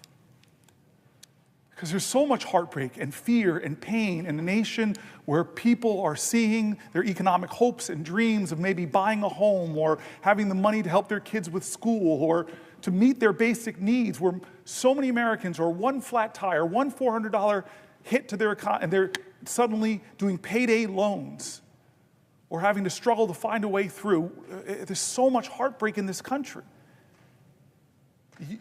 Great love means you make yourself vulnerable to having that heartbreak. But the heart's this powerful tool that even when it's broken, it still beats. And what about people that are afraid? I get afraid sometimes. I think about this legislation. If it goes through, what's going to happen in my state? I know the hospitals. I know the recipients. But you're telling me, look at our history. Is there anybody in American history that you revere that didn't face extraordinarily fear? Because you cannot have great courage without great fear. Fear is a necessary precondition to courage. And so you ask me, my friend, what can people do? I want to remind people, as I've said before on this floor, to remember the truth that I heard before I came here, that change does not come from Washington, it comes to Washington by the people who demand it. I said this earlier. Do you think that we got suffrage in this country because a bunch of men on this Senate floor right here put their hands in and said, hey, fellas, on the count of three, women get the right of vote. Ready? 1, 2, 3, go. No, that's not how it happened. It happened because of Alice Paul. She was a young person from New Jersey. She broke with the course of human events.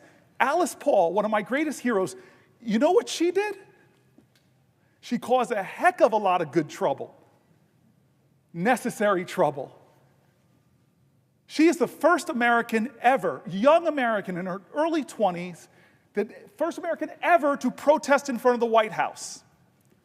She broke with the older, more mature suffrage organizations and went to the White House and did what she called a silent retreat, protest. She held up signs quoting President Woodrow Wilson's own words about freedom and equality and say, aren't they true for me? Like a great black woman would later say, ain't I a woman? Don't I deserve rights? You don't think she was afraid? Let me tell you how afraid she was. Hundreds came out to jeer her blocking the street, and then they arrested her for obstructing public passage. And then what do you do with a strong, powerful woman? You say that she's crazy, and you throw her in an insane asylum. Before Gandhi, sitting in jail before Gandhi, Alice Paul, this young American from New Jersey, goes on a hunger strike. And they don't honor her hunger strike.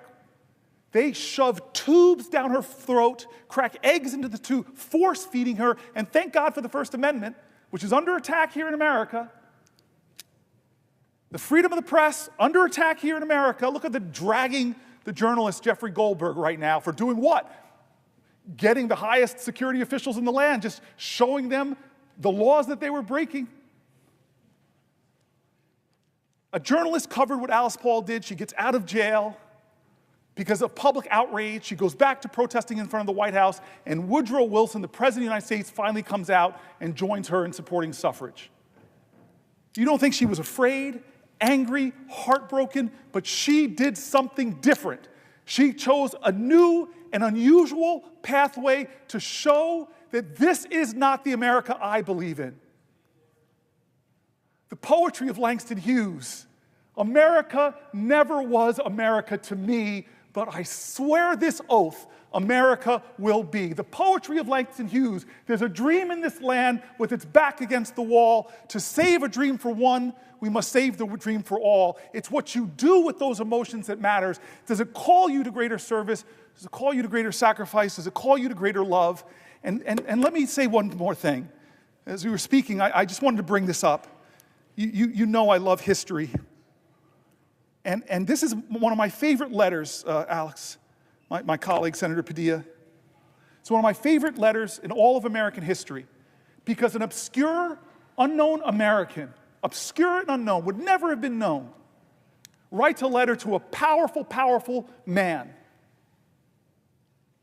This obscure American woman that nobody know or would have heard of, ever, if somebody didn't hear about her story and write a book. She would be gone like most of the great heroes in American history, that we don't know their names. It reminded me of the last healthcare debate when Donald Trump tried to take away the ACA, and how many amazing, heroic people who I don't remember their names, but rose up and say, no, no, no, that got 3 of my colleagues, McCain, Murkowski, and Collins, to change their vote on this floor and stop healthcare being stripped away from 20 million Americans. Well, here is what I mean. It's not the powerful people with titles and celebrity and offices and billions of dollars that have ever shaped this country. What shapes this nation is hard-working, determined Americans who say, I'm going to redeem the dream of America. I'm going to heal the soul of this country. I'm going to demand that we do better, that we rise higher, that we make change happen. What can you do? That you ask if you're a young person? I love this letter.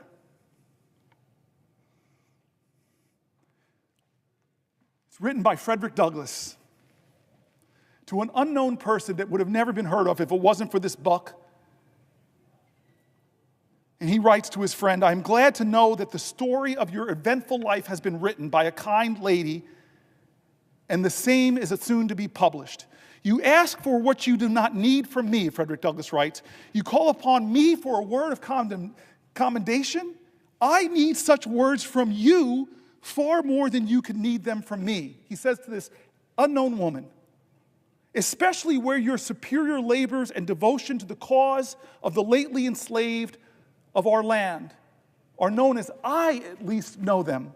The difference between us is very marked, says the great Frederick Douglass, one of the most known people. He was the most photographed man, period, in the 1800s. The difference between us is very marked, Frederick Douglass says. Most that I have done and suffered in the service of our cause has been in public, and I have received much encouragement at every step of the way. You, on the other hand, he says to this woman, you, on the other hand, have labored in private. I have wrought in the day, you in the night. I have had the applause of the crowd and the satisfaction that comes of being approved by the multitude, while the most you have done has been witnessed by a few trembling, scared, and footsore bondsmen and women whom you have led out of the house of bondage and whose heartfelt God bless you has been your only reward. The midnight sky and the silent stars have been the witnesses of your devotion to freedom and to heroism, accepting of John Brown of much encouragement.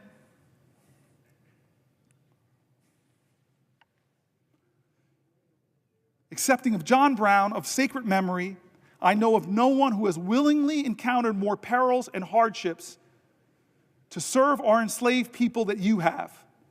Much of what you have done would seem improbable to those who do not know you as I know you. It is to me a great pleasure and a great privilege to bear testimony for your character and your works, and to say to those to whom may come that I regard you in every way truthful and trustworthy. He gave his legitimacy to this book project, Frederick Douglass, to then an unknown woman who did the most heroic things. Her name was Harriet Tubman.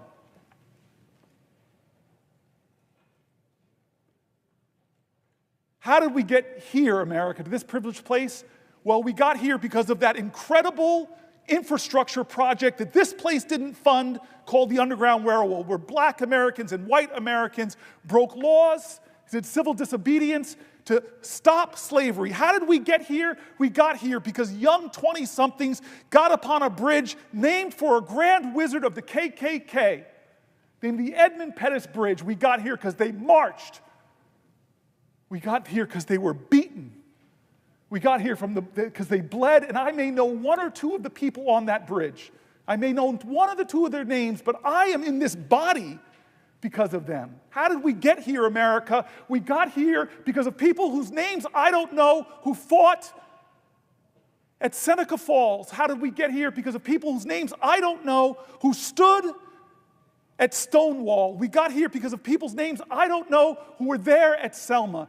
This is the answer to your question. This is an American moral moment. This is the question of where do we stand for health care? Where do we stand for Social Security? Where do we stand for VA benefits? Where do we stand for our American neighbor when the call and commandment of every faith in our land is to love your neighbor? What is the quality of our love, America? Now is the time to get angry, but let that anger fuel you. Now is your time to get scared for what's happening to your neighbors, and let that fear bring about your courage. Now is your time to stare at despair and say, you will not have the last word, because I'm going to stand up, and at least I can give one person hope in this country. Can I give one person hope in this country? And so what do I want from my fellow Americans? Do better than me. Do better than we in this body. We are flawed and failed people.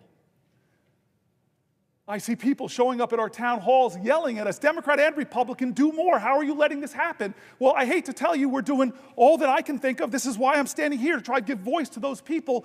But what is more needed from now is less people sitting on the sidelines, less people being witnesses of American history, and more people determined to make it, to make history, to call to the conscience of this nation, to say, I will not stand for another American to lose their health care for a billionaire. I will not stand for another veteran who's dedicated to stopping the suicide of other veterans to lose their job. I won't stand for the air quality in my community to be made worse because they're letting polluters pollute more. I won't stand for the collective assaults on the Constitution by a man who even the highest judge in our land, a Republican-appointed judge, said, stop threatening and bullying other branches of government.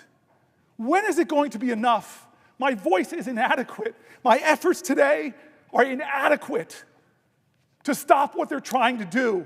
But we, the people, are powerful. We are strong. We have changed history. We have bent the arc of the moral universe. And now is that moral moment again. It's the moral moment again. God bless America. We need you now. God bless America. If you love her, if you love your neighbor, if you love this country, show your love. Stop them from doing what they're trying to do. For almost 20 hours, we have laid out what they're trying to do. 20 hours. I want to stand more, and I will, but I'm begging people, Don't let this be another normal day in America. Please, God, don't let them take Medicaid away from 10, 20, 30, or 40 million Americans who desperately need it. Don't let them do it.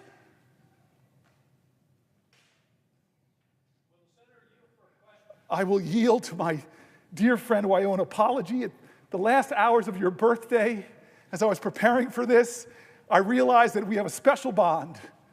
Before I yield, I want to tell this guy.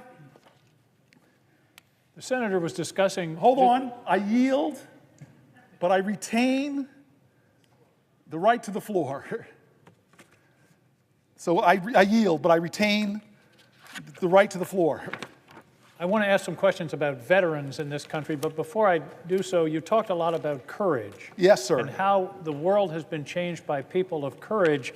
And I look down at my tie that I have on today. Yes. Which has the signers of the Declaration of Independence. And we think of that as a sacred document, an important document in our history, but these people had the courage to put their lives on the line for a radical idea. That people could govern themselves and that we could be independent of a monarch. And they were putting their lives on the line. That's courage. And I'm afraid we have people around here, Senator, who won't put their jobs on the line for the idea of America, for our Constitution, for the guarantees that are provided in the Constitution, for the First Amendment, for the structure of the Constitution, for the independence and separation of powers, which is what provides the protection, the essential protection for our freedoms. But let me ask a question about veterans. We had a hearing this morning in the Veterans Affairs Committee. We were hearing nominees. And I commented that here we are mostly voting on nominees in this extraordinary, historic time as if everything is normal. What I said in the committee this morning was, we're playing Nearer My God to Thee on the deck of the Titanic. And we're talking about all these nominees and all these votes that we're having and not talking about what's happening to our country.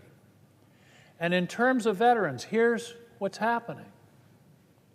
Number one, every time the guy with the chainsaw takes so much pleasure in firing people, if you hear about 1,000 people fired in this government, chances are over 300 of them are veterans.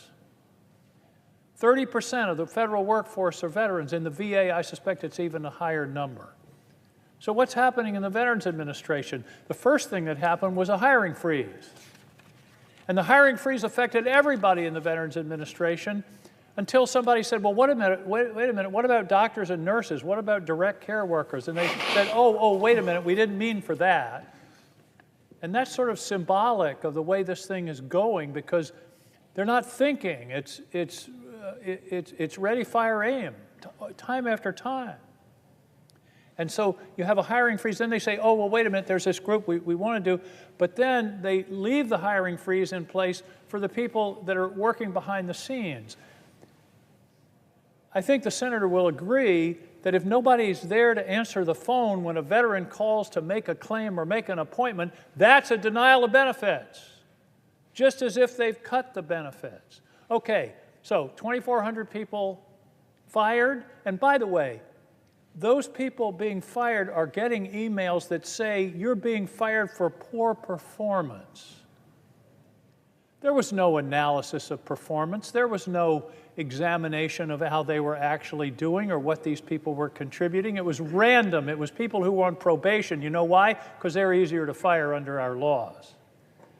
So we've got people being fired ostensibly for poor performance. Think of that as somebody who's put their life on the line for their country because they're a veteran, and then they go to work in public service for the Veterans Administration, and they're being told poor performance, when everybody knows that's a shame. So the next thing that happens is the Veterans Administration announces they're going to fire 83,000 people over the next 6 months. Now, they say, we're going to return to the size of the Veterans Administration it was in 2019. Number one, that's an arbitrary number. Why not 2020 or 2016? It's an arbitrary number. It's not based on any analysis or deep thought. Here's the problem, Senator, and I want you to be ready to respond to this. Here's the problem.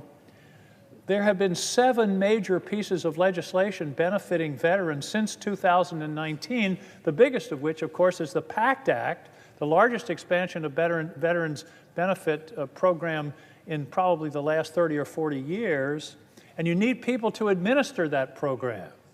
And instead, they're firing people. And the Secretary of the Veterans Administration says, don't worry, it's not going to affect services at all. I don't think that statement passes the straight face test. And then we have a statement from the VA that says, we've canceled 600 contracts, but they won't tell us what they are. I'm on the Veterans Affairs Committee.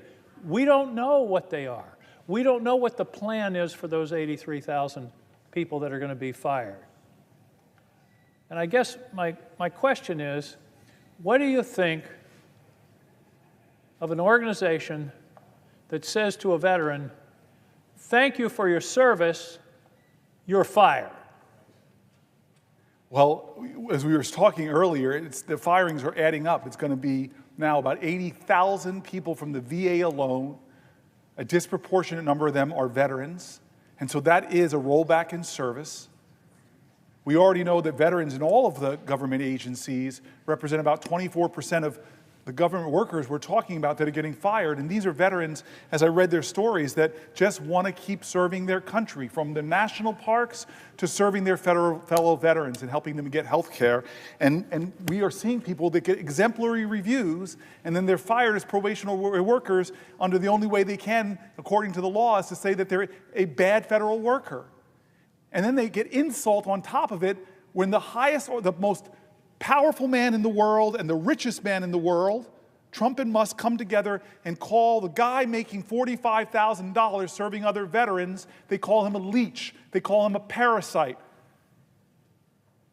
And so I hear what you're saying. Like, these are folks that I read their stories. They did things that few Americans would do. They went overseas and served in combat. We had one of our dear friends here who lost her legs in combat, but she stands taller than most all the people in this body. These are the people that are so ingrained in their bodies and minds and souls to serve America, to love America. This president calls somebody like John McCain a sucker. The guy who drafted dodged the draft. And so I hear what you're saying, and one of the things you're just saying is it makes no sense. Nobody came to the Veterans Committee in the Senate who actually approves the resources, establishes the agencies, and should have the say, according to this document, this vaunted, sacred, civically sacred text, our Constitution. And so, what are you to say to them if you don't even know what the plan is? You can't even explain to us what's your plan to making the VA system more efficient. Now, here's the other thing. We passed in this body some of my favorite senators, like John Tester, who I miss so much. Maybe I even just miss bumping into the guy, because he was the only person in the Senate that let me run from one hallway all the way and hit him. I used to joke that it was this test to see what happens when the unstoppable force meets the immovable object. He is a void in this place, but he stood for that PACT Act, gave some of those fiery speeches, and finally we got that bill passed. And we had to add tens of thousands of jobs because of the increased hundreds of thousands of people that were affected from these burn pits or from other challenges. And now we're cutting back 83,000 employees? Patty Murray came down here and said something that affected me in my first weeks as a senator when I in New Jersey sat down with women veterans, and they told me how long they had to wait for gynecological care. And so what is this administration doing in its 83,000 cuts? They're going to improve services to our female veterans? I don't believe it. I don't believe it. Show me I'm wrong. Because we have an Article I duty, oversight, checks and balances. Are we doing that right now? One of the worst things I've seen happen in national security, and by the way, there are national security screw-ups on both parties. Nobody has a monopoly on this. Let's not be overly partisan here. But weeks ago, who are supposed to be the pros and set the example our national security leadership was using a commercial app to communicate classified documents, and they had it on disappearing messages, so they're violating a law of the land called the Preserving Public Records Act. Now, I've heard from Republicans and Democrats, this is outrageous, there should be an investigation. We should be asking common sense questions. Was this a pattern and practice of communication? How many other things that are classified have you been communicating about? There's a lot of really important questions that they should have to answer to. But where are the hearings, folks? I just wonder why this body is shrinking from the articulated duties that we all raised our hands and said we would defend and preserve this Constitution and what it says we should do, what it says our jobs should do. But you're a senator, I'm a senator, I can't tell you what the cut VA plan is. I can't tell you it. They haven't come in here and told us. Are we doing our job? I can't tell you, are we preserving and fighting for national security after one of the biggest national security scandals I've seen since I've been here? They don't have a providence in a partisan way, but they should answer for it. Are we doing our constitutional duty? What about the administration that is ending the Consumer Finance Protection Bureau, ending that agency, ending the Department of Education? Do they have the right to do that according to this document? No. Are we saying, hey, we're going to stand up for the people and preserve this document? No.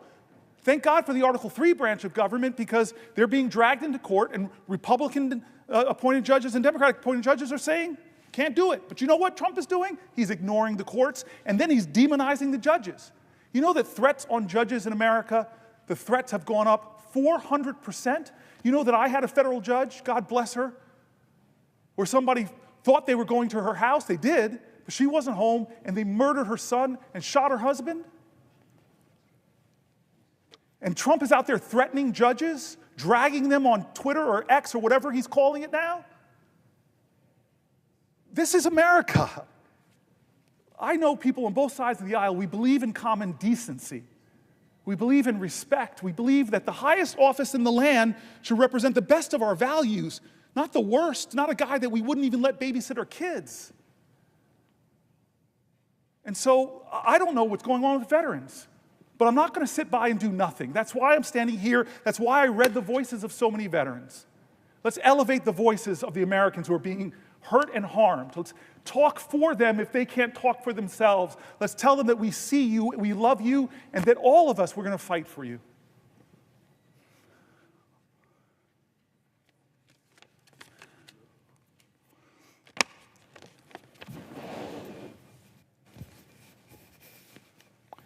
Will the gentleman yield for a question?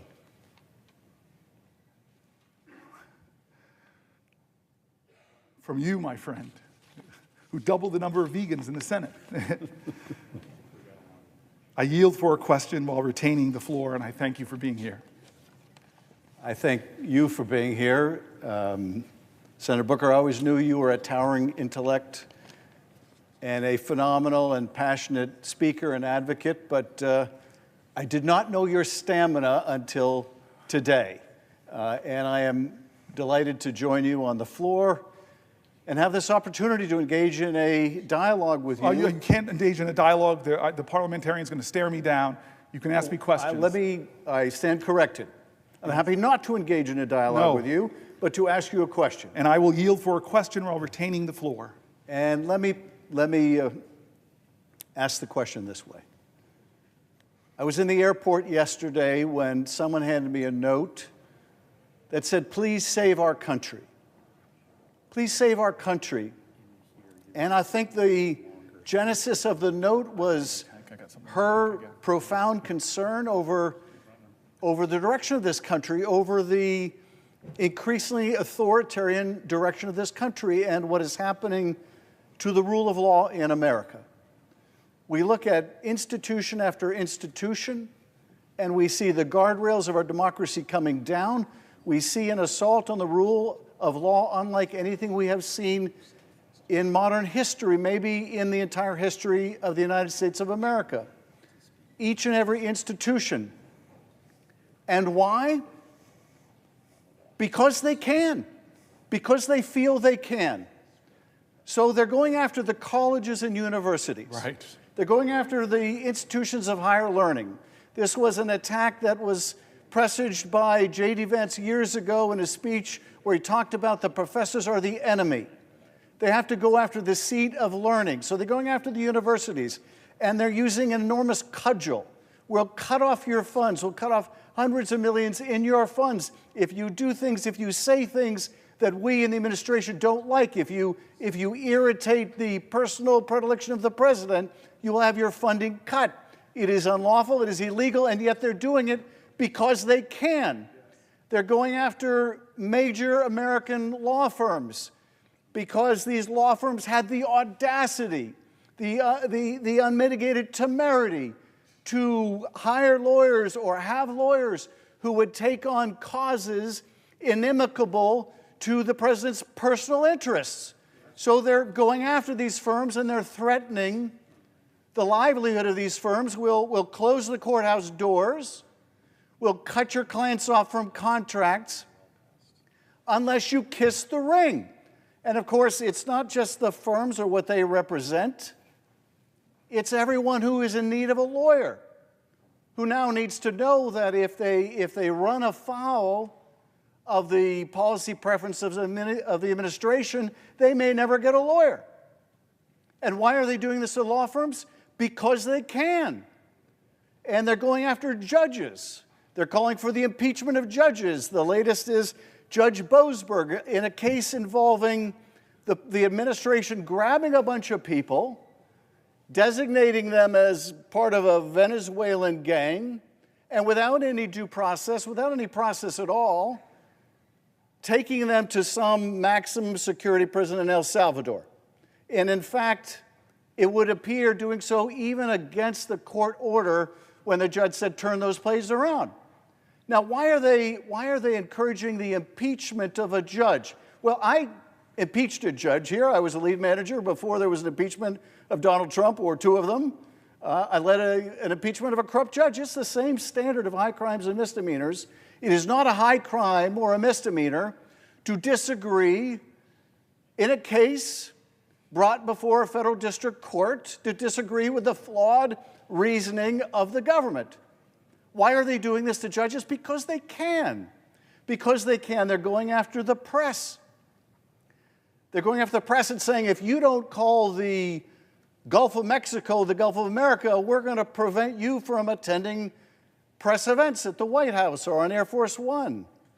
And why are they doing this to press? This party that claims to be against censorship, why are they doing this to the press? Because they can, and they will continue to do so as long as they believe that they can, until we, and not just we in this body, but we in this country, stand up to them and tell them, no, you can't. No, you can't. If the slogan years ago was, yes, we can, today it has to be, no, you can't. No, you can't. No, you can't trample the rights of the American people. No, you can't censor our speech. No, you can't bring the weight of the Justice Department down on the American people. No, you can't. Because we're going to stand together. We universities are not going to let you pick one of us off.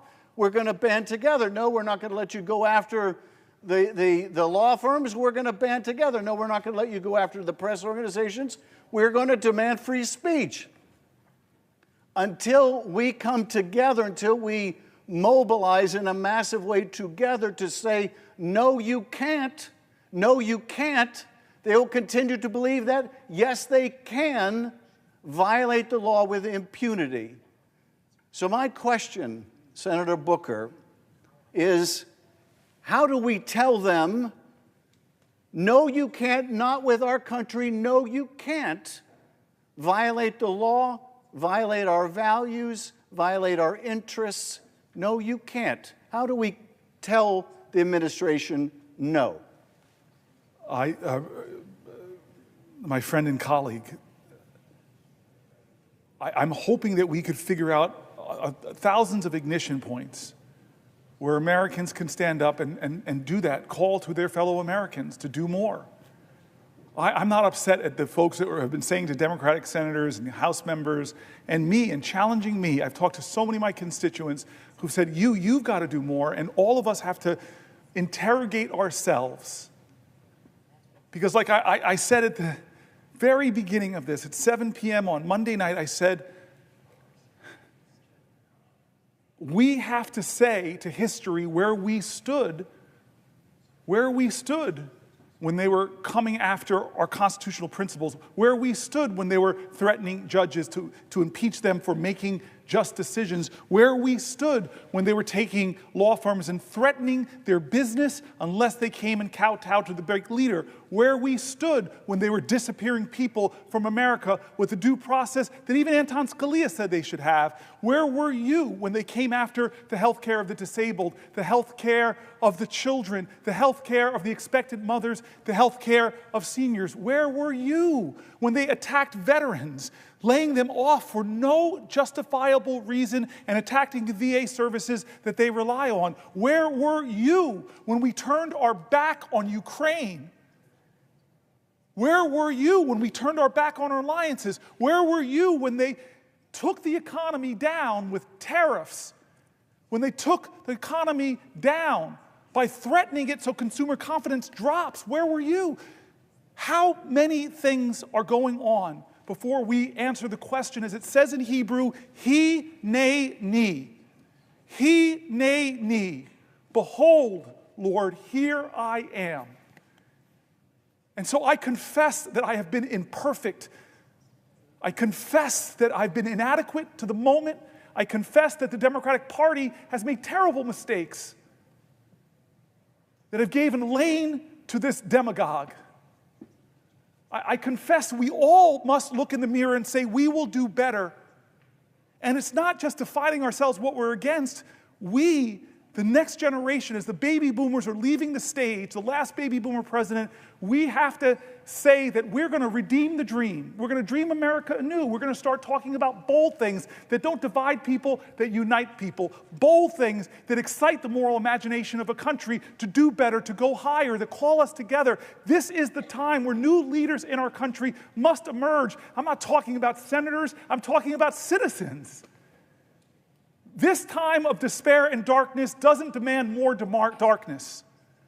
We don't need to demean and degrade people who disagree with us. This is a time for us to do something bigger than that. Do you think Martin Luther King in Birmingham hated Bull Connor or said, I'm going to defeat this guy by bringing bigger dogs and bigger fire hoses? No. But he did say, we're going to be so creative, we're going to inspire the moral imagination of the nation, we're going to call to the conscience of the country, we're going to excite them about who we could be. When he went to the March on Washington, he didn't stand there and complain about the demagogues. Listen to his speech. He didn't stand there and demean and degrade the governor of Alabama. He didn't stand there and talk down to Bull Connor. No, he stood before the American people and said, it's not what you're against, it's what you're for. I have a dream. And now it's our generation. We have to redeem the dream. We have to excite people again. He, in the highest office of our land, wants to divide us against ourselves, wants to make us afraid, wants to make us fear so much that we're willing to violate people's fundamental rights. We're willing to go after the speech on college campuses. We're willing to go after law firms, go after the freedom of the press. Don't let him do that. Don't become like him. Be an American that says, I look to the future and I'm excited. Yes, things are tough right now. They're hard, they're scary, they're hurting, but we can overcome this.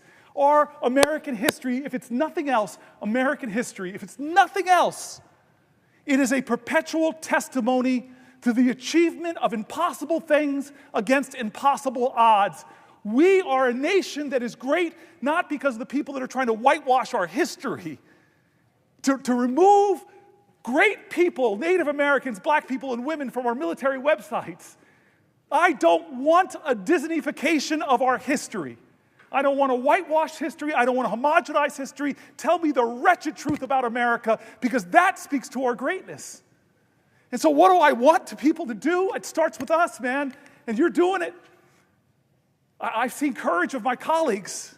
We're doing it, but we have to do more, and I'm sorry. I'm not going to be a politician that's going to say, we are going to do more for you. I'm going to be a politician. I'm going to be a leader that demands more from America. I yield for a question while retaining the floor. Well, this gets to exactly, Senator Booker, your point. I'm optimistic about this country. Notwithstanding this deep, difficult, dark period we are in, I'm optimistic about this country, and I'm optimistic because of something that Alexis de Tocqueville might have said. There is some dispute about whether he actually said this. The mere fact that you can quote Alexis de Tocqueville, you got me, you have me. I would like to believe he said this. America is a great country because America is a good country. Yes. If he didn't say it, he should have said it. Because it is true of this country. It is what makes me an optimist. There are wonderful, beautiful, patriotic people in every state of the union. And they will see us through this, but it does, I think, require all of us to be reminded every now and then of the better angels of our nature. Now, I remember standing in that well during the first impeachment of Donald Trump. I remember sitting right here in this seat watching you. And I'll tell you, I had approached that case as a prosecutor would approach a case that I just needed to prove the president guilty of what he was charged with. But it became apparent very quickly that that was not enough.